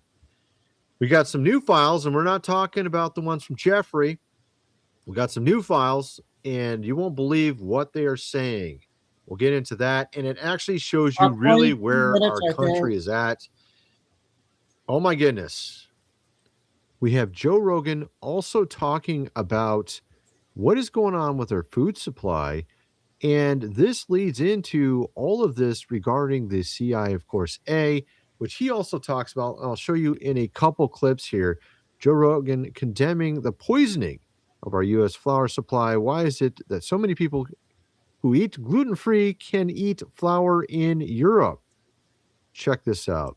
Video that I sent you about that dude breaking down exactly what's in flour and why it fucks us up. Do you remember that video? You find it. The dude with the hat on, who's the health expert, is a young guy, and he does an amazing job of breaking down the difference between our flour and their flour. And you get so upset. You're like, this is so crazy. You guys let them do this to us. Like, yeah, the it's whole banned idea in other countries, but legal here. How's that possible? Crazy. Exactly. Why is it banned in other countries but not here? It makes no sense, right? Why? I mean, it's so simple too. It comes back to simple things like pre-harvesting spraying.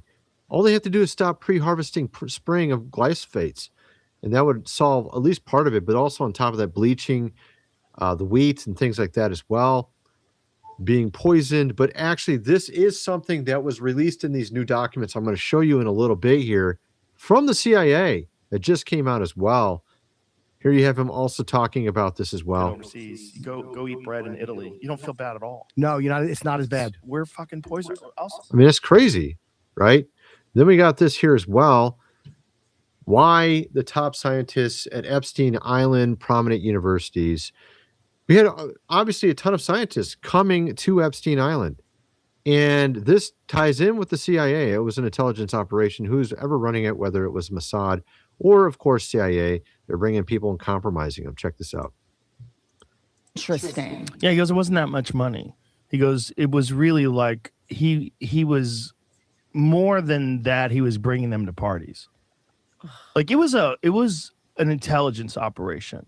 Whoever was running it, whether it was the Mossad. See, this is what I'm saying. They all knew about it. And we're going to get into that with these document releases in a moment. With Billie Eilish apparently now going viral for drinking out of a baby bottle.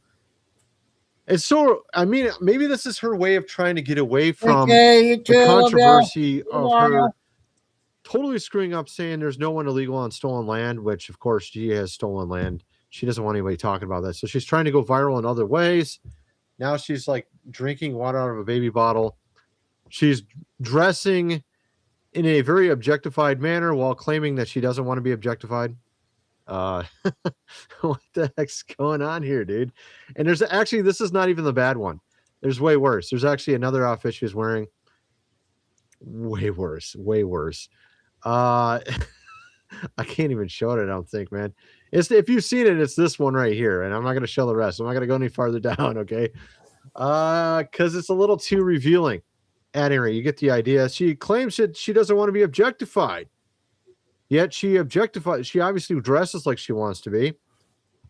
And people are pointing out kind of how she looked, when she's just walking around, not with makeup, and her outfits on clearly lost a little bit there. Lost a little bit the luster, the look that she used to have. I'd say a little bit. We're going to get into a ton of stuff. Obviously, that's just the fluff in the beginning of the video, but we have Bill Maher, in complete denial, can't handle what's going on with these files. I mean, he admitted he was wrong, which I'll give him that. But now she's, I can't go any farther. I can't go into that realm. I can't go into Crazy Town realm. We'll play that in a second. Yeah, but we're going to get into, like I said, a ton of stuff. Let's just play this from Bill Maher. Check this out. I apologized to QAnon a couple of weeks ago. I said, when it comes to this Epstein stuff, you had it righter than me. Now, they also believe a lot of real batshit nonsense. But when it comes, you think it's batshit, they don't eat babies. We'll go to 9 Democrats don't o'clock, eat babies. You think they eat babies? There is a lot of consumption talk in the Oh. stuff. Now, are there babies? I don't know. No, you can laugh all you want. But I mean, there is some sick stuff in here that is implying. But that's not eating. All right, look at his face. He's like in disbelief. What the hell? You believe this crap? Which is hilarious because he apologized to all those talking about this back many years ago. I was one of them talking about it. And I'm going to tell you why he can't accept the whole Democrats eating, of course, babies. Obviously, it's not just Democrats. It's also Republicans. But, I mean, whoever it is, anybody that's in, political power doing this seems pretty insane, right? Obviously. I'm going to tell you why. So here you have more atheists.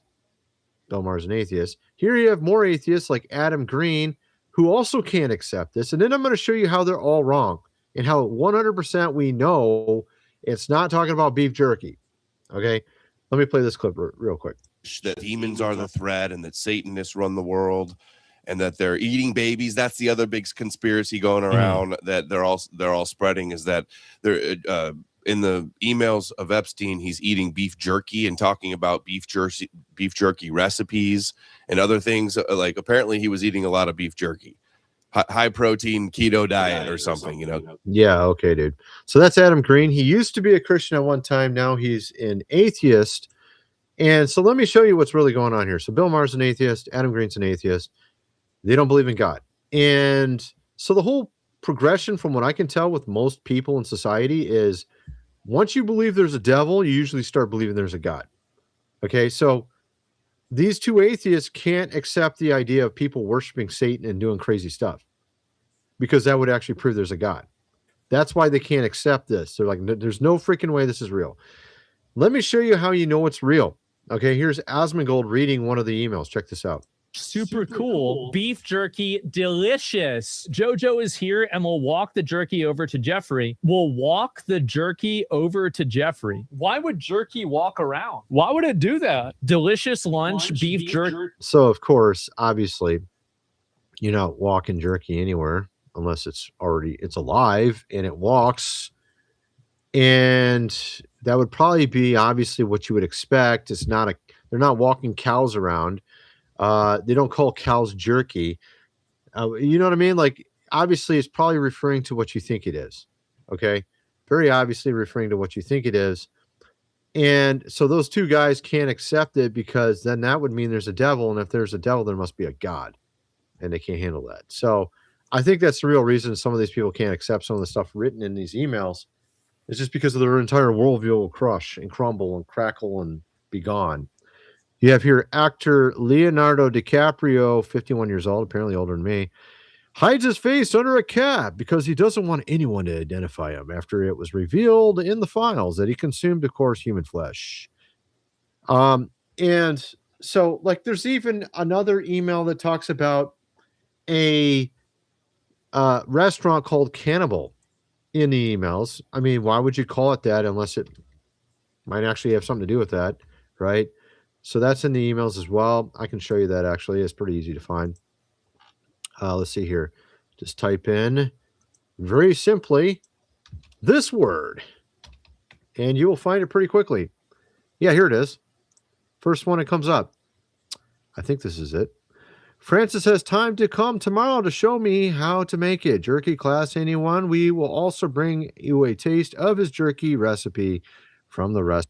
Drinking warm water before bed fixes tooth and gum problems overnight. People are healing decay and repair.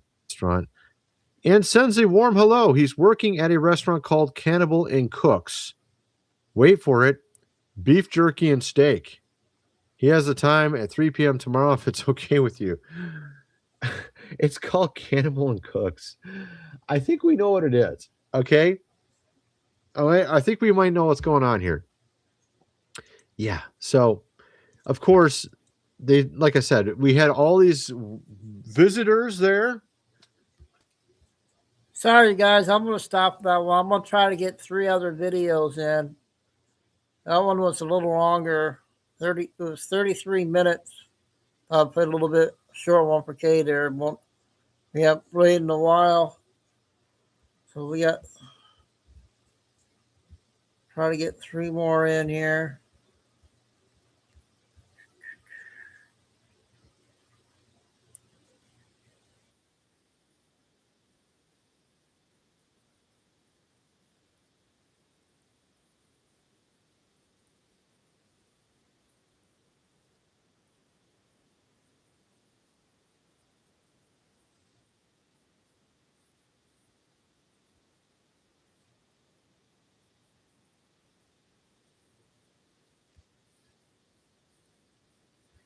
It's only 7 minutes.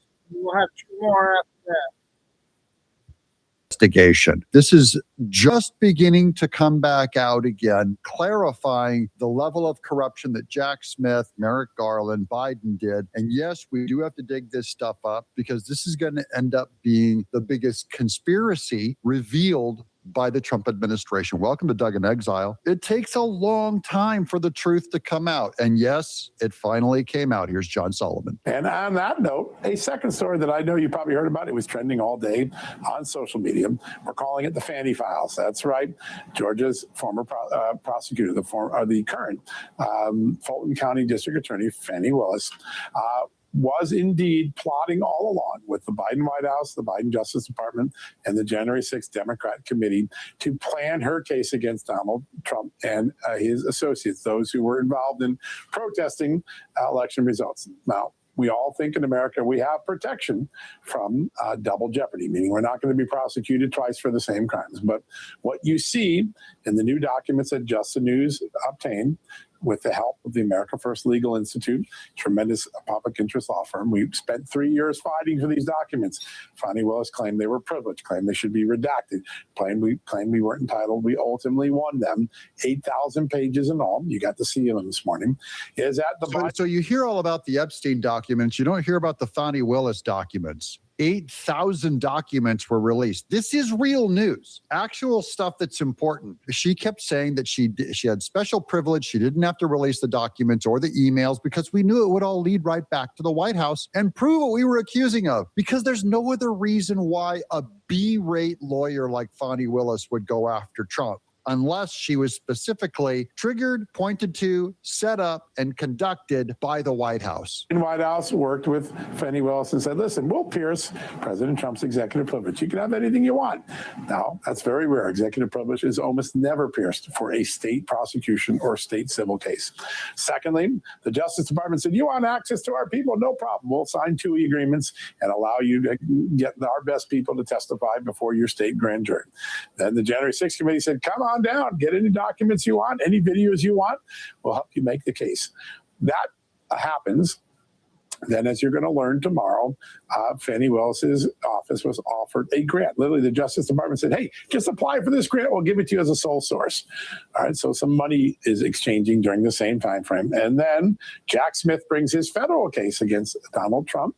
And then right after it, Fannie Willis, just a few weeks later, brings a state case, basically double jeopardizing Donald Trump and all of his colleagues in these cases, double draining the legal resources and the reputational stock that those people had by twice indicting them, and then creating a dual-barreled investigation and prosecution. Now, at the end of the day, So John Solomon just spelled it out. It began as a federal case, and then the other barrel, the second barrel, the double jeopardy, was the state case. So they colluded. I believe a similar thing happened in New York under Alvin Bragg and Letitia James. There was a federal case, and in the state, they went to their woke state AGs like Fannie Willis and said, get them. Both cases ended up getting dismissed, as you know. But millions of dollars in legal bills were spent, reputations were ruined, and now we're seeing a triumphant a triple-headed siren working together. Congressional Democrats, Justice Department, and White House under Biden working with a Democrat prosecutor in Georgia to create that scenario. It was a triple-headed siren, he calls it, which is very strange because they were raised up to fight the Kraken. That is Sidney Powell's accusation, which was largely true, versus Fani Willis and the federal government. Well, we have more on Jack Smith at the very end of this show. We'll get to that in just a second. First, I'm going to give you this chapter who are sponsoring this show. Got to get you guys to give them a call to help you out because many of you are in the wrong Medicare plan and you're totally unaware. You are wasting money. I don't like when my people waste money. I'm frugal. Some call me a cheapskate, but I'm frugal. I'm not a cheapskate, but I'm very frugal. I just don't like wasting money. I don't like you guys wasting money either. I've got this hilarious ad read. You're going to write the number down, but you guys are writing the number down and calling as you turn the right age. The number is 631-961-8696 to get their help. This is the funniest one that I could find of you guys in the comments. And if you guys call chapter, tell me your experience. I'll read them back to you because these are very entertaining. This one cracked me up. This viewer says, I love the president's speech and I've got the chapter number, your number, 631-961-8696, written down. I turned 65 in May, just in time. Thanks, Doug. And thanks a lot for sparking my McDonald's craving. Horrible food, but I grew up getting it as a treat, so I'm conditioned to like it. I do love it. I'm more of a Big Mac guy, though. He's responding to when I went and got their hot honey breakfast sandwich. Anyways, I loved my fellow doing a chapter ad read and then having it fall into McDonald's advocacy for Big Macs, which I could go for a good Big Mac very soon. Don't forget to call that number, guys. It really helps me out. But most of all, it helps you out. We saved you guys $1 million. Our goal is to save you guys $10 million this year. Call the number to help with your Medicare. It's a very complicated issue, but you're probably in the wrong one. And even if they'll tell you if you're in the right one. 631-961-8696. First pinned comment. You guys know the drill. Now, back to the news. We're going to end on Jack Smith, but first, this is the article I'm looking for right here. It's that the Trump administration, at least 10 FBI agents who worked on former special Jack Smith's investigation into President Trump, remember these are Democrat FBI agents, retention of classified records after he left the White House in 2021, were fired on Wednesday. Multiple sources told NBC News. This is just yesterday, guys. They got canned. Jack Smith's people. Now, not only were they fired, but we're going to get their records. We're going to go through their emails. It's going to help the investigation, including the investigation of collusion with Fani Willis by the White House. We were right. John Solomon has the facts. Now, does Fani Willis get prosecuted? That I don't know. Like, subscribe, share, call chapter. I'm Doug in Egg. Okay, we got one more. Play R&R for the last one. It's about 7 minutes. We haven't played. I hope that one will be okay to end the show with.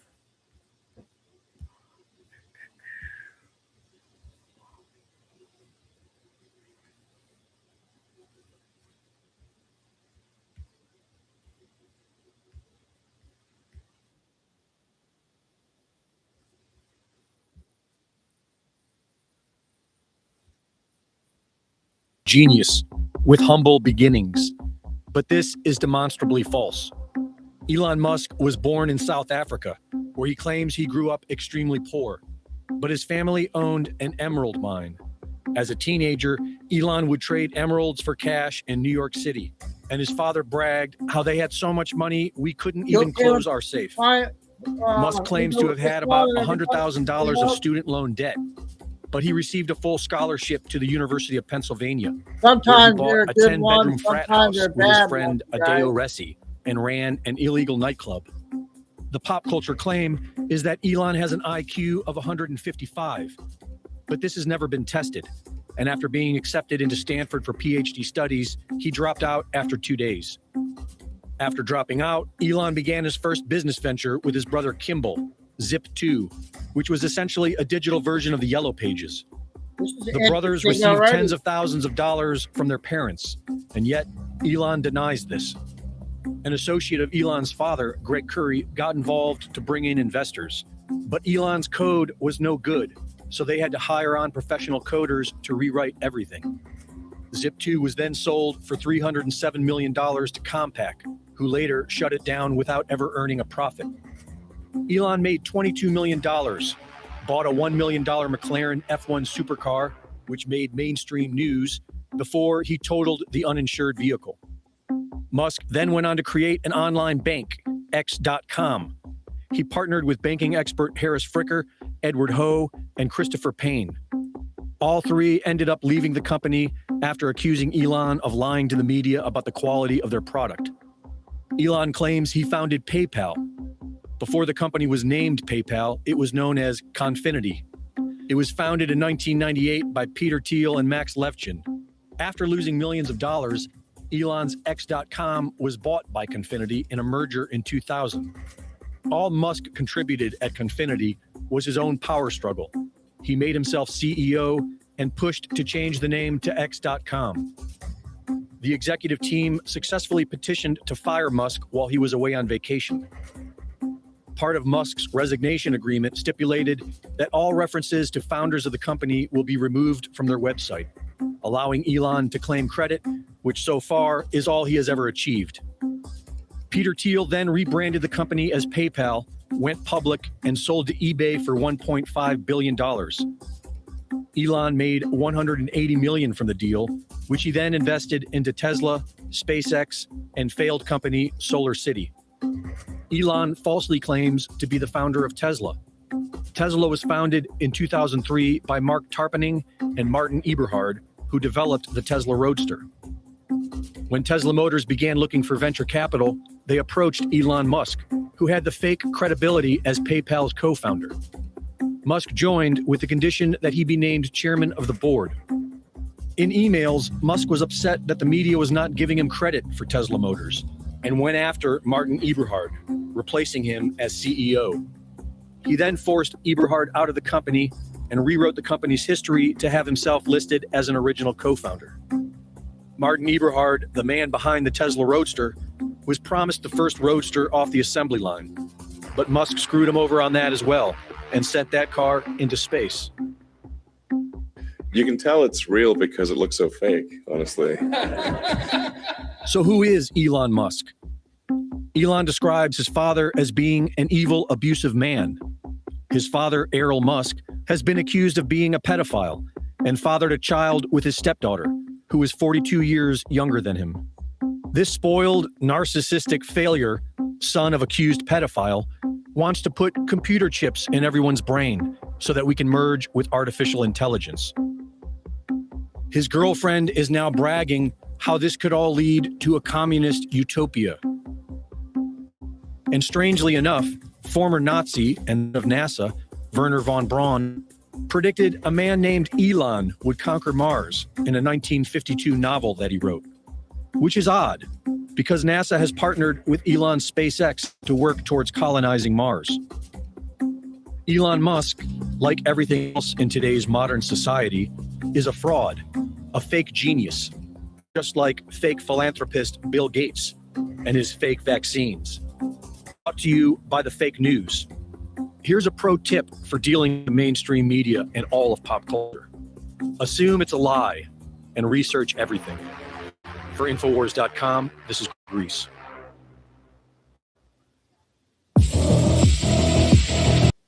Okay, I thought that was okay.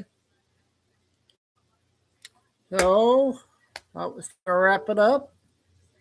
First show tomorrow will be between 1 or 2 o'clock.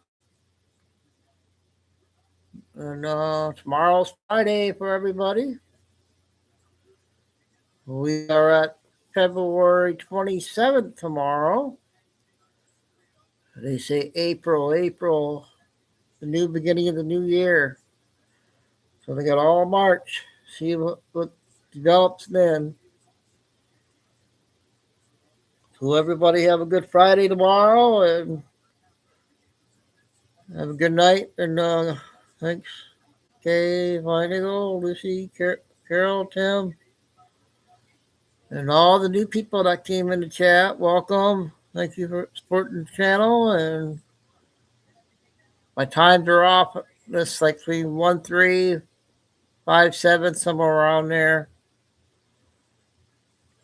The weekend, every day is a different day. So God bless everybody. Remember, please hit the like. Subscribe to the backup channels. All the new people, they haven't done that yet. In the description box. Thank you, and stay safe, stay strong, keep the faith, never give up. Another day, another night of intel. Signing off for this evening. Chico and Dude. See you guys tomorrow.